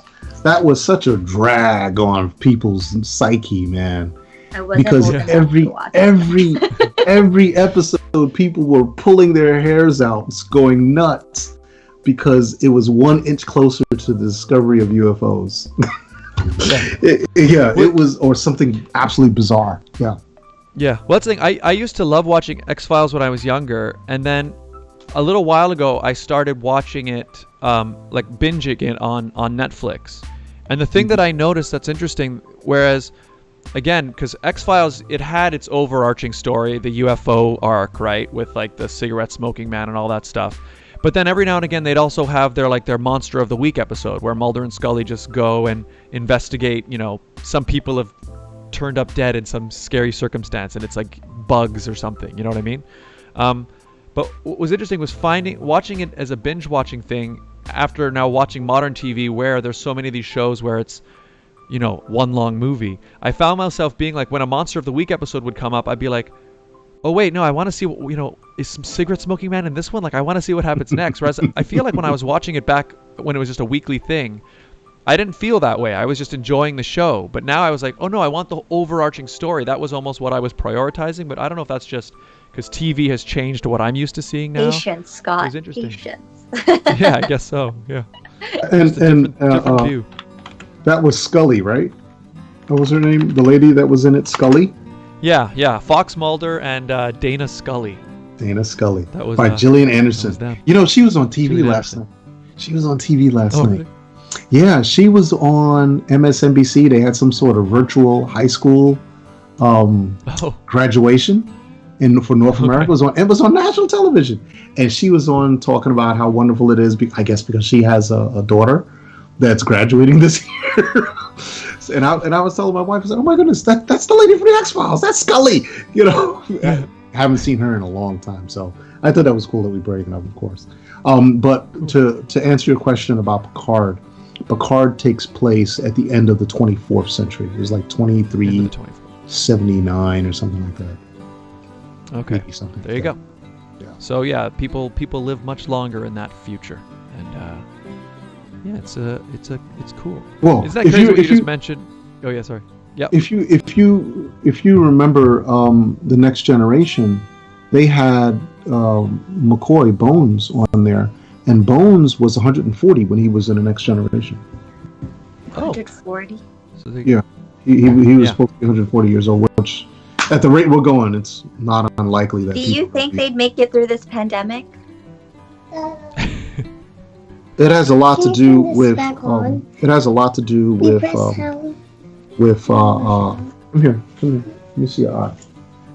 Oh, you're lucky. You don't get a Yeah, black she eye. hit her face. Yeah, she ran right into the doorknob.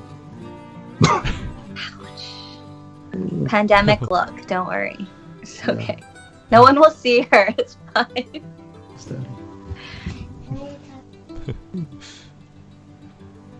She's laughing at she's looking at my photo. So, but yeah, go ahead and use the scientific instruments. That's okay. She likes playing in the lab.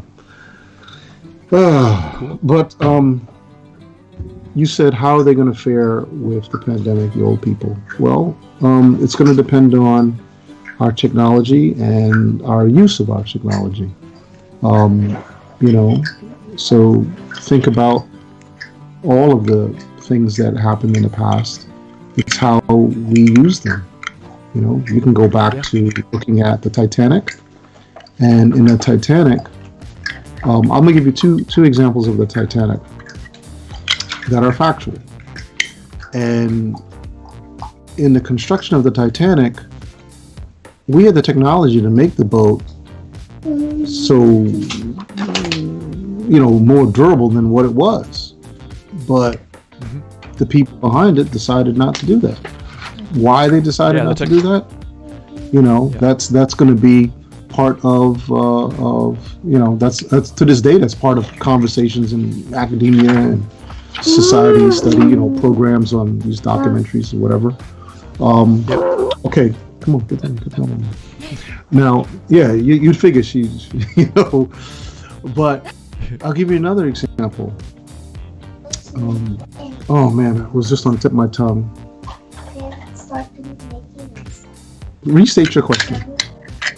The question was, do you think they'll, like, the Star Trek people would have survived the pandemic? Here it is.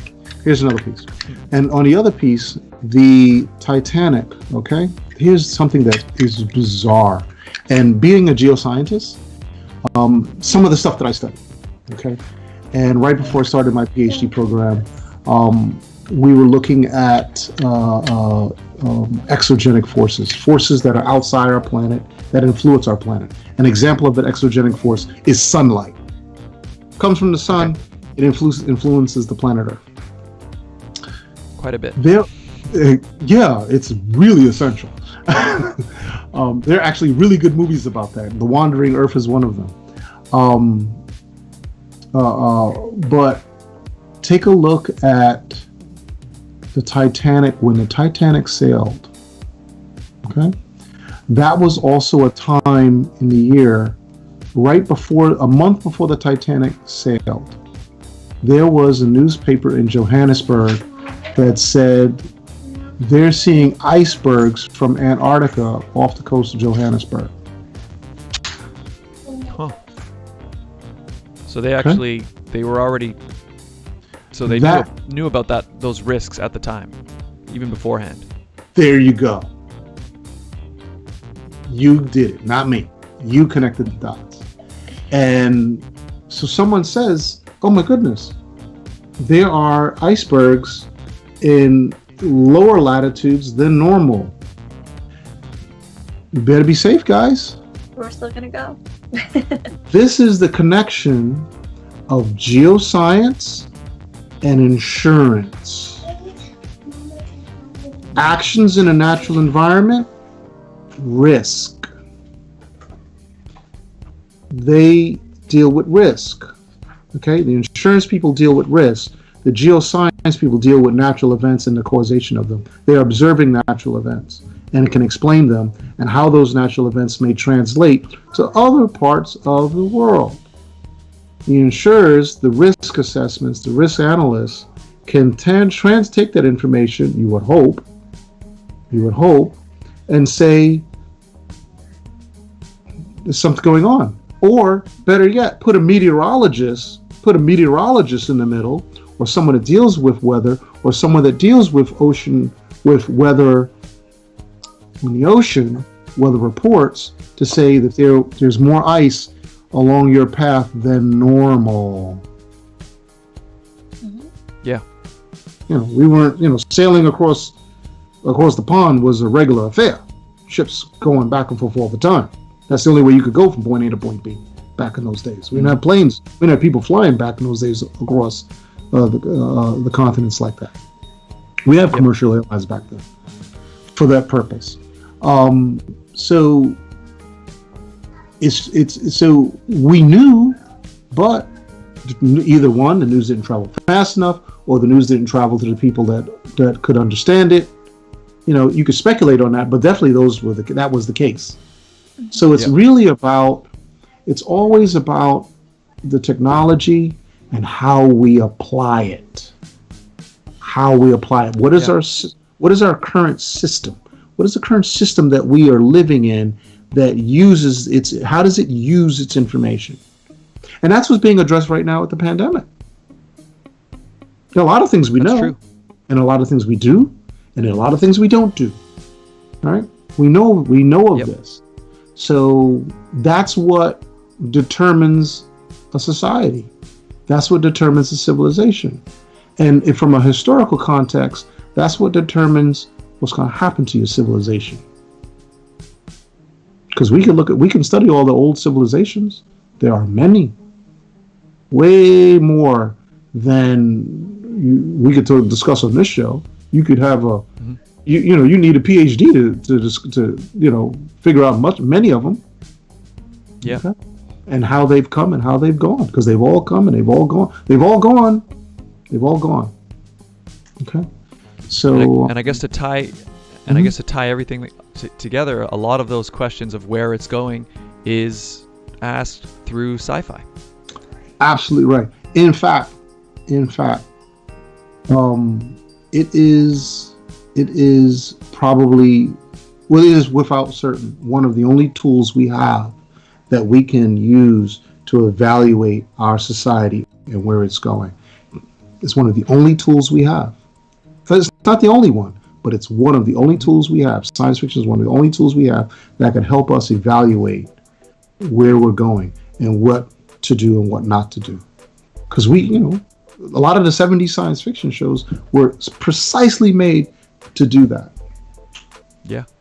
And what's interesting is a lot of those shows were not only like prophetic in that a lot of the things that they did talk about did come true, but I think they also influenced those things. Whereas, you have people who are scientists today who saw something in Star Trek and thought, wow, that would be cool. And they actually went and became scientists and became engineers and inventors to make those things real now. And you think, so it's a cool relationship between those things.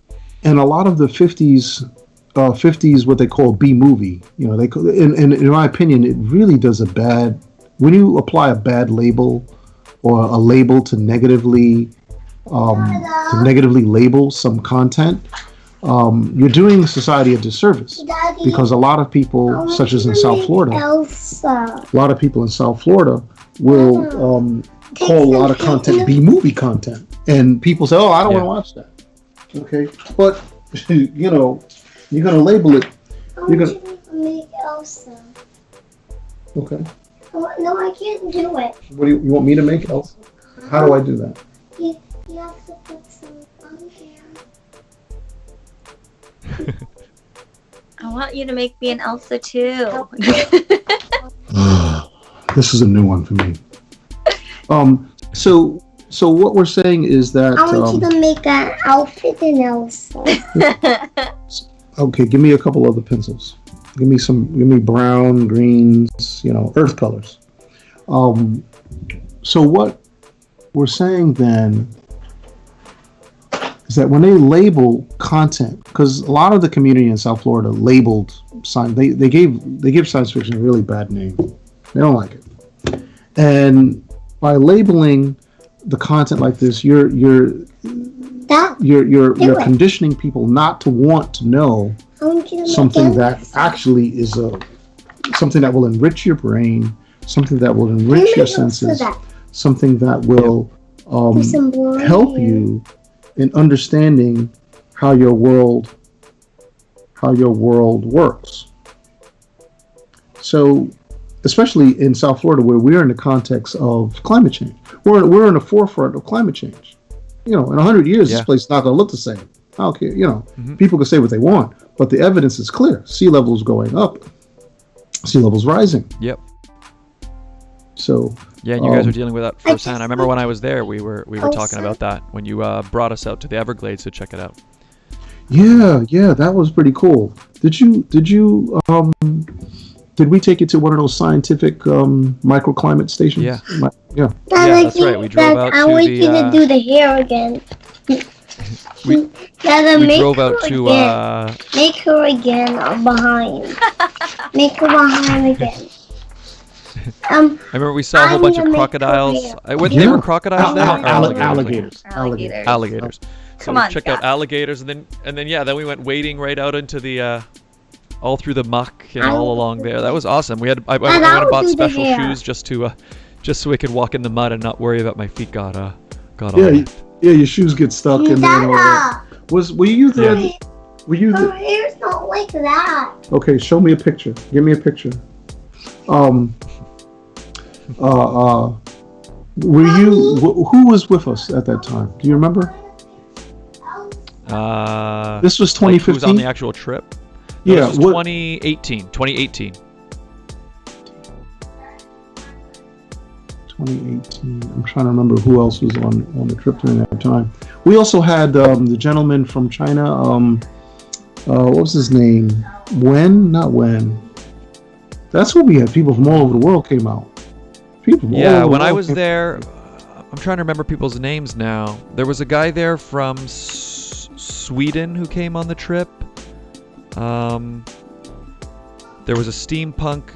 I'm forgetting everybody's names now, but I'm following them all on Instagram now. But there was a steampunk film. The two filmmakers that made that came along on the trip, and who else was there? Yeah, I'm looking here right now. We had. How long has the festival been going on for? Good question. We're going into our year 8 now. Oh wow. Year 8. Oh, here's what I did not finish where we were talking about what's going on with the festival. The last piece I wanted to add. This is the last weekend to watch the virtual films. To watch the films, you can actually sign on to Festivault. I'll give you that link and watch the films after. Cool. This weekend you can't watch it anymore. It's done. But we're putting together a report. Okay, we're putting together a report on how the virtual festival performed. Because we're a nonprofit, so I think that's a pretty cool service that we can provide other festivals so they can see the content. See the numbers, see some of our analytics. We'll present some of our analytics into how they performed, and either show how the festival is doing from a local perspective, which is what we want. We want local people to come watch the films. We don't want people from other parts of the world to see the films, and we're trying to prevent. We're doing what we can to prevent that. Because you don't want that. You don't want to ruin it for other festivals. We want it just for a community. It's a community event. Everybody knows us on social media. We want those people on social media to watch the films. So we're definitely going to be sharing a report. It's taken a while because in the pandemic, working from home, it's hard to get anything done. It's almost impossible. To be honest, it's almost impossible to get anything done when you still have all your kids in the house. So that's one interesting piece that is yet to be told. Well, I think that'll be really good for it, because I mean the thing is, what you guys chose to do here, going digital and everything. I mean, it's kind of it's something that not really many people have done before. So I think other festivals are definitely going to be interested to see, how did it go, and probably try to learn lessons from what you guys learned in doing it, because it's a completely different style of event. And I enjoyed it. I mean, I liked that I was able to. I mean, obviously, I attended when I flew down there for my film screening, but I haven't been able to be back there since. And it was definitely nice to kind of, at least from a distance, be able to kind of be part of that environment again, because I really, really had a great time at the time. When I went down there. You came when Canada. We had a very strong Canadian showing this year. That year in 2018. And just to refresh your memory. We had the film Flora. You remember the film Flora? Yeah, that's right. Flora was this very interesting science fiction. Flora, which was made by, what's his name? They won Best Sci-Fi. Yeah, was it a Quebec film, that one? I want to say it was Quebec, but I might be wrong. It was shot in Alberta, in the forest. Oh, Alberta, okay. Going up towards those boreal. I didn't do anything. Yeah. Get mommy to fix it. Mommy has to fix that. But Flora was a film shot, I want to say, if not in the boreal forest, but close to the boreal forest. Boreal forest is the very northernmost forest in the northern hemisphere of planet Earth. We don't have that same forest in the southern hemisphere. Matter of fact, we don't even have any land. Much less maybe a slither from New Zealand or Argentina. But in the boreal forest where they shot this, we're talking everywhere you look, it was extremely green. It was an extremely cinematically beautiful production. And the film was set at the end of the golden age of the 20s during a lot of biological surveys that were going. So it was set in 1929. An expedition of university botanists enter an uncharted forest where they discover and must escape an ancient organism. It doesn't work. That's right. I remember that it was like sci-fi, but it's from the past. And what was cool was because the general story is that the forest, there's no life living in it. Like the forest is killing anything. So there's no bugs, there's no birds, there's no animal life living in the forest. That's what they discovered. I remember watching. Mm-hmm. Yeah. And what was cool was, I remember, again, something so cool about going to a festival is the filmmakers are there. One of the things they talked about, we were talking earlier about how visual effects are such a big thing. A huge part of this film is they're supposed to be in a forest where there's no life, but they're filming in a forest where there's tons of life. So they were saying that a huge part of their visual effects work was removing mosquitoes. So they were filming scenes, and then they had to go in and individually remove. Wow. That must have been hours and hours of work just to make this forest look like it was devoid of life, when you think it's just a guy standing in front of some trees. So pretty crazy. Can you give me your phone so I can take a picture? That's true. This film, it was made by who you met him, Sasha Lewis Vukovic. Sasha Lewis Vukovic. Yeah. I want to say Sasha's an Albertan. I think he's from Alberta. But him, Teresa Marie Duran, she was the lead. She was one of the leads. There was Dan Lin, Sari Mercer, and there was also Caleb Noel and Miles Jackson. Those were the cast. Those are the main cast. Because it was a film, big production from a cinematic point of view, but only a few cast members. And set at the end of the 1920s in this forest, and the forest, they noticed that everything was like there were no animals. Later, like halfway through the film, they discovered where are all the animals, and they started looking at the leftover. They were at this camp where the professor was supposed to be, but they couldn't find any people. No one was left, and they discovered that something was wrong with the spores in the air, and coming out of the plants. And the plants actually were killing everything. The plants were toxic, and they were killing everything. And they had to fashion. They had to fashion, because we didn't have this back then, but they had to create these biohazard suits of whatever materials from the campsite, and use those suits to run and race through the forest to get to the train before the train arrived past the track. Otherwise, the train wouldn't pass through there for another week, and they'd be dead after that. Yeah. So that was a cool movie. It was a good film, man. I really enjoyed that film. And again, that was the thing. I mean, going to that festival again, I met the filmmakers, and I got to see movies that were totally original, and also that you just really likely never get to see anywhere else. Yeah, it was an awesome experience. I met those guys at Sci-Fi London. I went to London. Yeah? I was at Sci-Fi London, and I met them there. I saw their film there. It was absolutely amazing. Their film was shown the same weekend as The Girl with All the Gifts. You remember that one? The Girl with All the Gifts. That's the commercial. I don't know if I saw that one. That's a commercial film, theatrical production, distribution of a girl who was these people had this illness that did weird things to their bodies, turned them into these zombies. But we later discover that they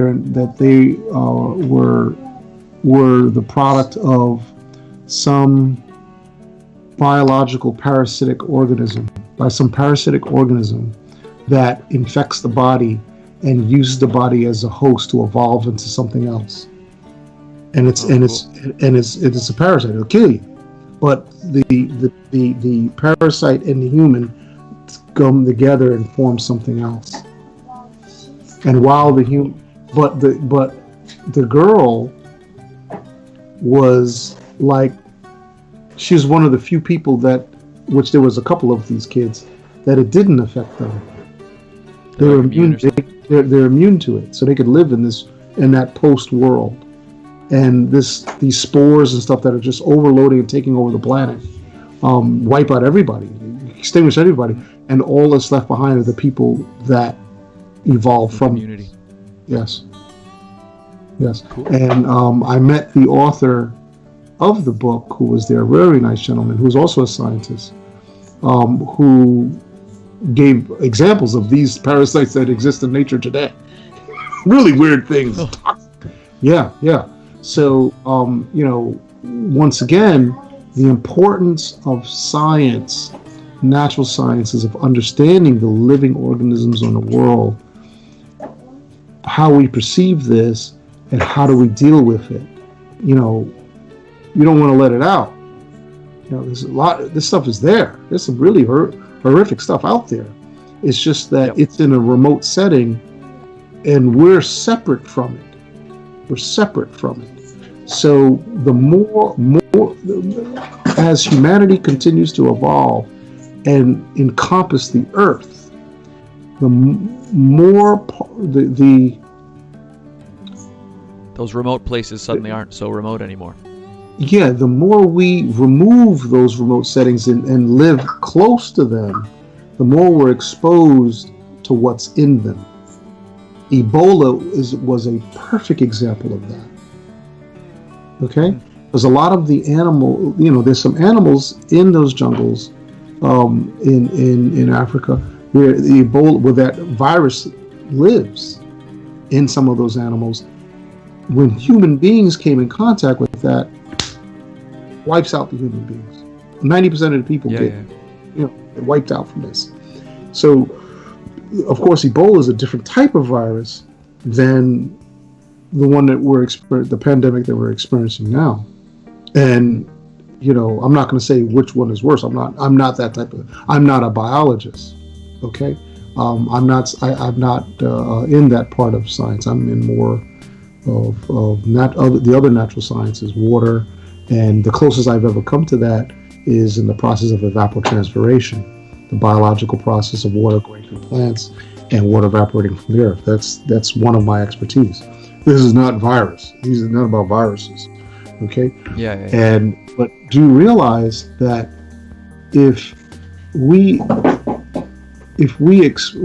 potentially could have become exposed in America, we could have become exposed to Ebola if there was an outbreak in the U.S. It could have happened.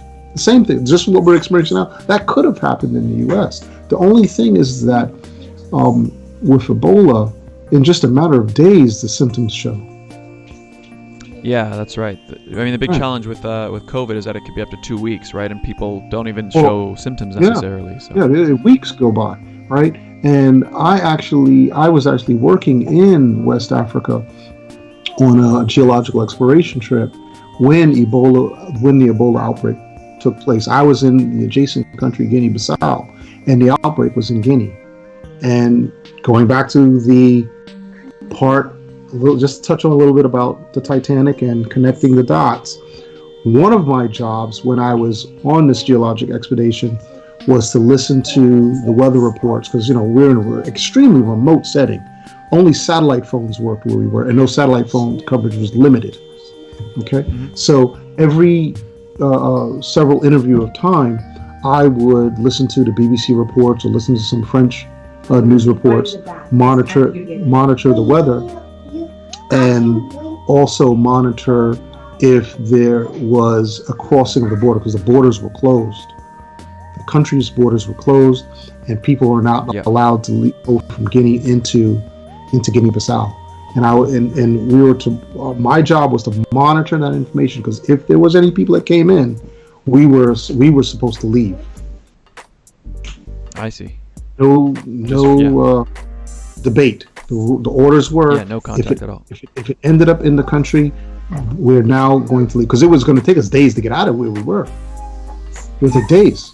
It would take us 3 days. It would take us a day to assemble, because we're all in different parts of the Basagros Islands, which takes 12 hours to cross.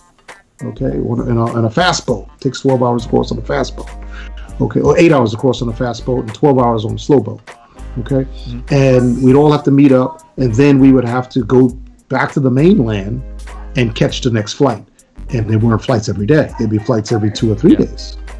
Right? So there was no there was no easy way to. It's not like a quick hop over to the airport or anything like that. Right. So if you miss that flight, you may not get another flight out, because the outbreak may be too severe, and you're going to be contained in the country. The way it is right now for some people that still can't come to the U.S. for whatever reason. If they're lucky, they get a patriotic flight on some cargo or whatever, getting back to the U.S. Or airline like Emirates. Emirates, I know, was doing patriot, whatever. But sending Americans from Dubai back to the United States, and they would fly into Chicago. That's how we close the measuring thing. Yeah. What?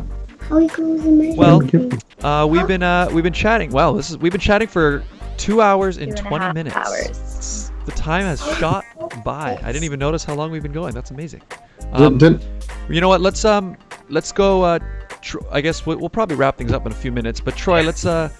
I don't know. Any final thoughts you want to give, either about the festival or future plans or any of that stuff before we wrap things up here? Sure. Last thing, and I don't want to take up too much more time, but one of the things is, where do you think science fiction is going? Right? that was something that we were going to talk about. Where do we think science fiction is going, and what's going to happen with the festival? Of course, with the festival, I could tell you right now, the submissions are going to be open this weekend, and so we are continuing with the festival. We're not going to stop. The show is going to go on. Will it be virtual the next time around? Well, that's yet to be revealed. Hopefully not. We don't know. Yeah.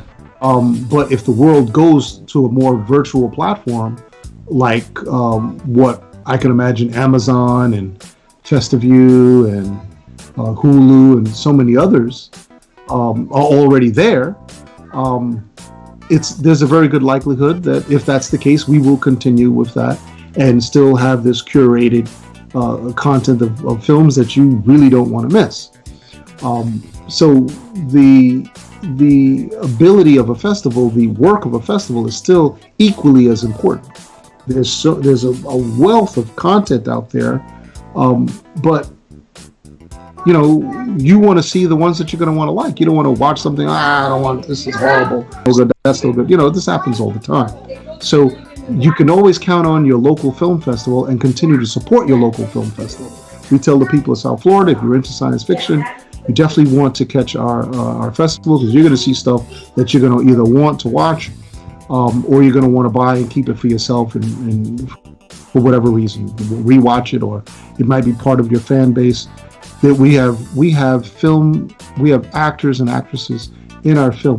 We have players in our films that also come from the commercial side or then evolve into the commercial side. It goes both ways. We every year we are surprised. Every year. This year we have amazing films, feature films that have played with us, and those are we've got 2 films from Germany, absolutely amazing visual effects, amazing practical effects. We've got a film from the UK, which to me reminds me of The Girl with the Dragon, awesome sci-fi mystery.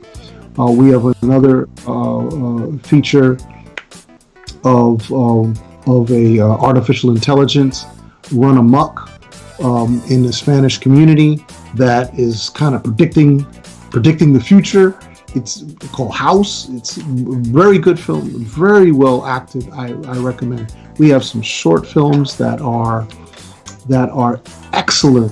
excellent, high value, high production value short films from various parts of the world that we recommend people to see. And of course, we always throw in sci-fi music videos because we love music. Now, fiction going. I think we're going to see, like I mentioned earlier, we're going to see more visual effects. Actually, you're not going to know that they're visual effects, but they will be there.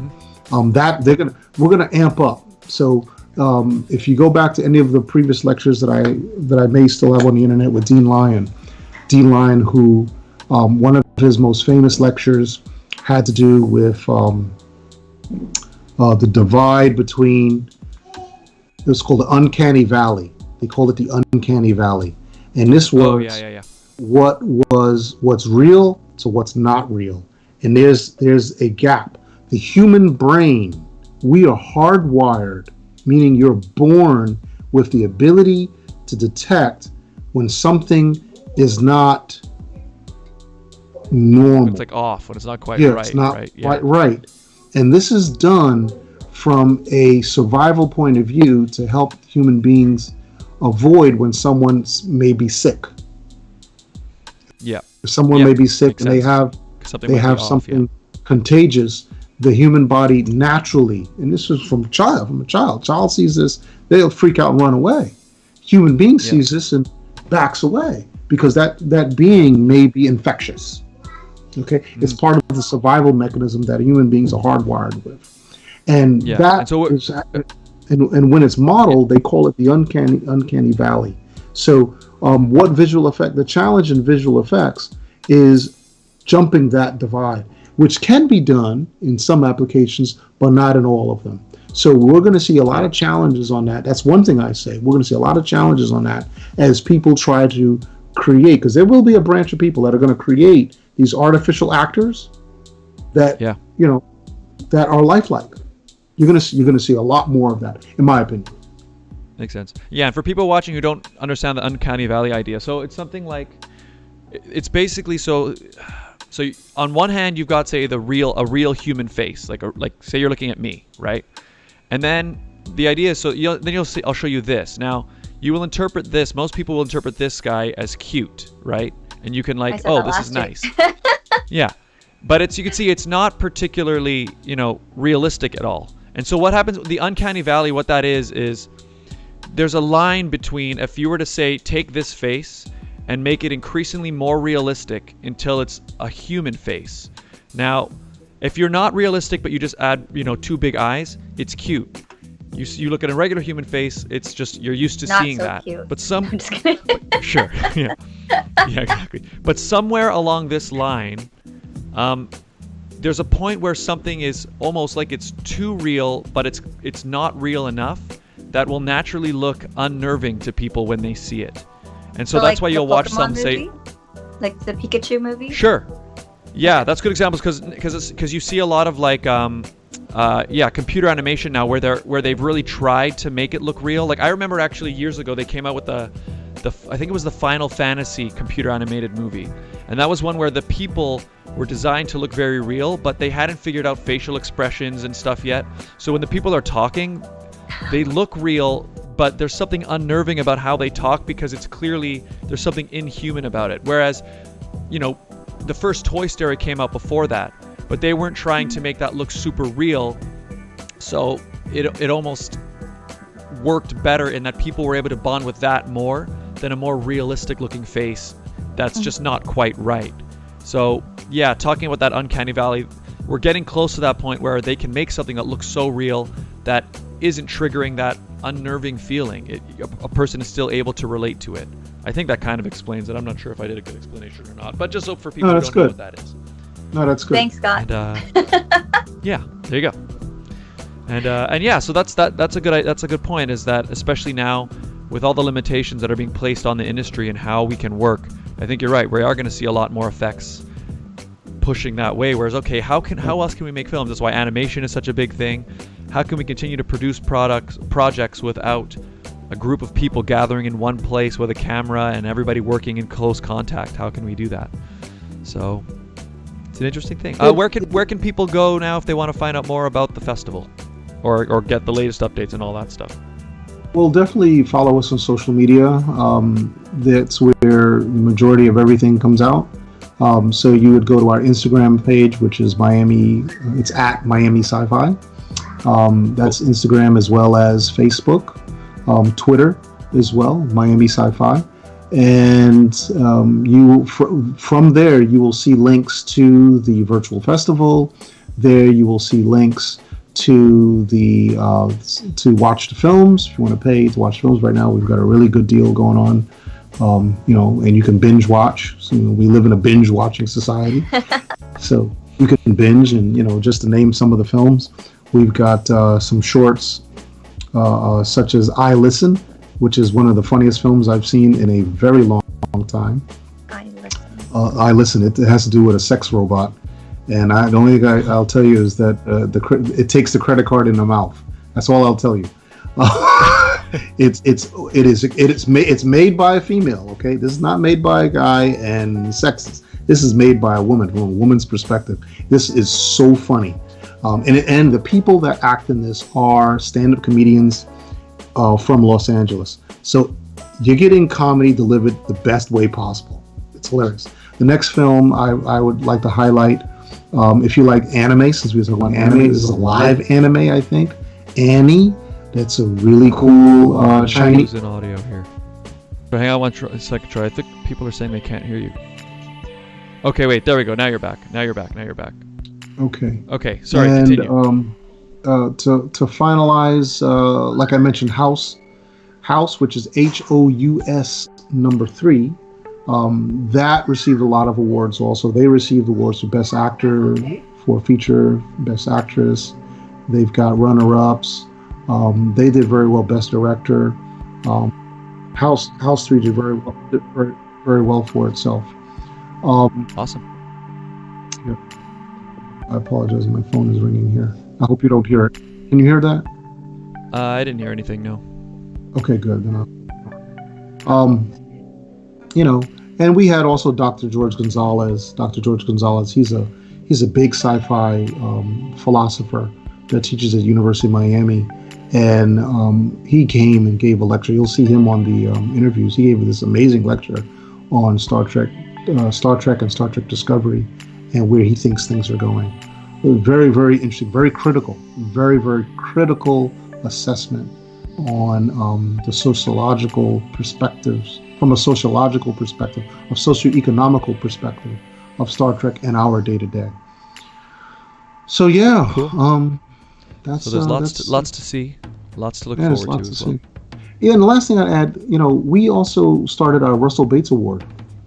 We started our Russell Bates Award, and the Russell Bates Award this year went to 2 films for the first time. It was our first time giving the award, and it went to a short film and a feature film. And the Russell Bates Award is for films that have someone from an indigenous cultural background. Oh, cool. Okay. As a filmmaker or as a protagonist, okay. And one of the films was from Australia. The movie was called Brolga,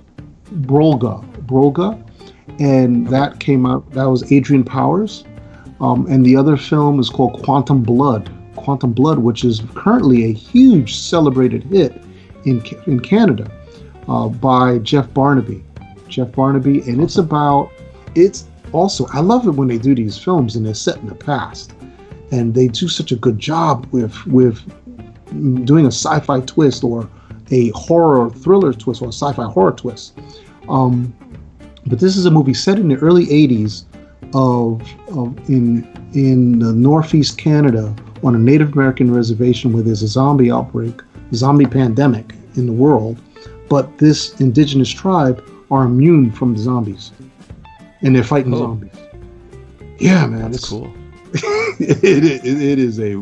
It's a roller coaster ride. I saw that in in Boston Sci-Fi, and we invited them to be part of the festival, and they were awarded. They were awarded Russell Bates Award. So, in any case, that's it. I've taken up so much time, guys. I really appreciate everybody's patience. That was awesome. So guys, check it out, MiamiSciFi.com, and find them also on Instagram and Facebook, Twitter. This is a great talk. I mean, wow, I'm not sure if this is our longest episode, but it's probably close. I think Regine's camera died apparently, so that's why we lost Regine. Troy, thank you so much for being here. Thank you so much. Thank you, and that's MiSciFi.com, Miami Sci-Fi for Instagram, Twitter, and Facebook. Cool. And I will add and I will add those. I think I've already got the website in the description, but any links you send me, I'll add them down there as well, and that people can check it out. And I also just wanted to say thanks again for having my film in that festival back then. It was an amazing experience, and I wanted to show you this. This is actually the award that I won for best visual effects in a short film, and it hangs proudly in my front hallway, so whenever people come over, it's one of the first things that they see when they come in the door. And it was just still one of my, one of the best experiences I've ever had being at that festival. It was a really great time. You guys do a great job, and I wish you all the success in the future as it keeps going. Thank you so much, Scott. Appreciate it. All right, let's wrap things up, I guess. Ladies and gentlemen, this was... your last name is pronounced Bernier or Bernier? For the Canadians, it would be Bernier. Bernier. Yeah. Yeah, that's why I think I introduced you as Bernier. That's why I saw it, because when I saw it, but how would you pronounce it? It's always an argument on my dad's side. They say Bernier or Bernier. They both argue. There are people in the family that argue about it all the time. But of course, in the United States, they say would say Bernier, but the proper pronunciation is Bernier. Oh, all right, there you go. Yeah. So I was right, depending who I ask in your family. In Canada, Bernier. All right, perfect. All right, man, we're gonna wrap things up then, and say goodnight. So once again, thank you so much for being here, and stay safe and all through this time. And I guess we're gonna get through it. I think the light is at the end of the tunnel. I think we can see it now. I think. Awesome. Yeah. All right. Okay. Take care. Take care. See you later. Thank you. Ladies and gentlemen, technical issues through the show, power outages, internet things died. It's a live show, ladies and gentlemen. But thank you so much to Troy for being here. Regine, we lost your camera died. Things happened. But guys, thank you all so much for being here. And we'll see you next week. And I'll be streaming tomorrow night, Monday for Brawlhalla. Have a great night, everybody. Later.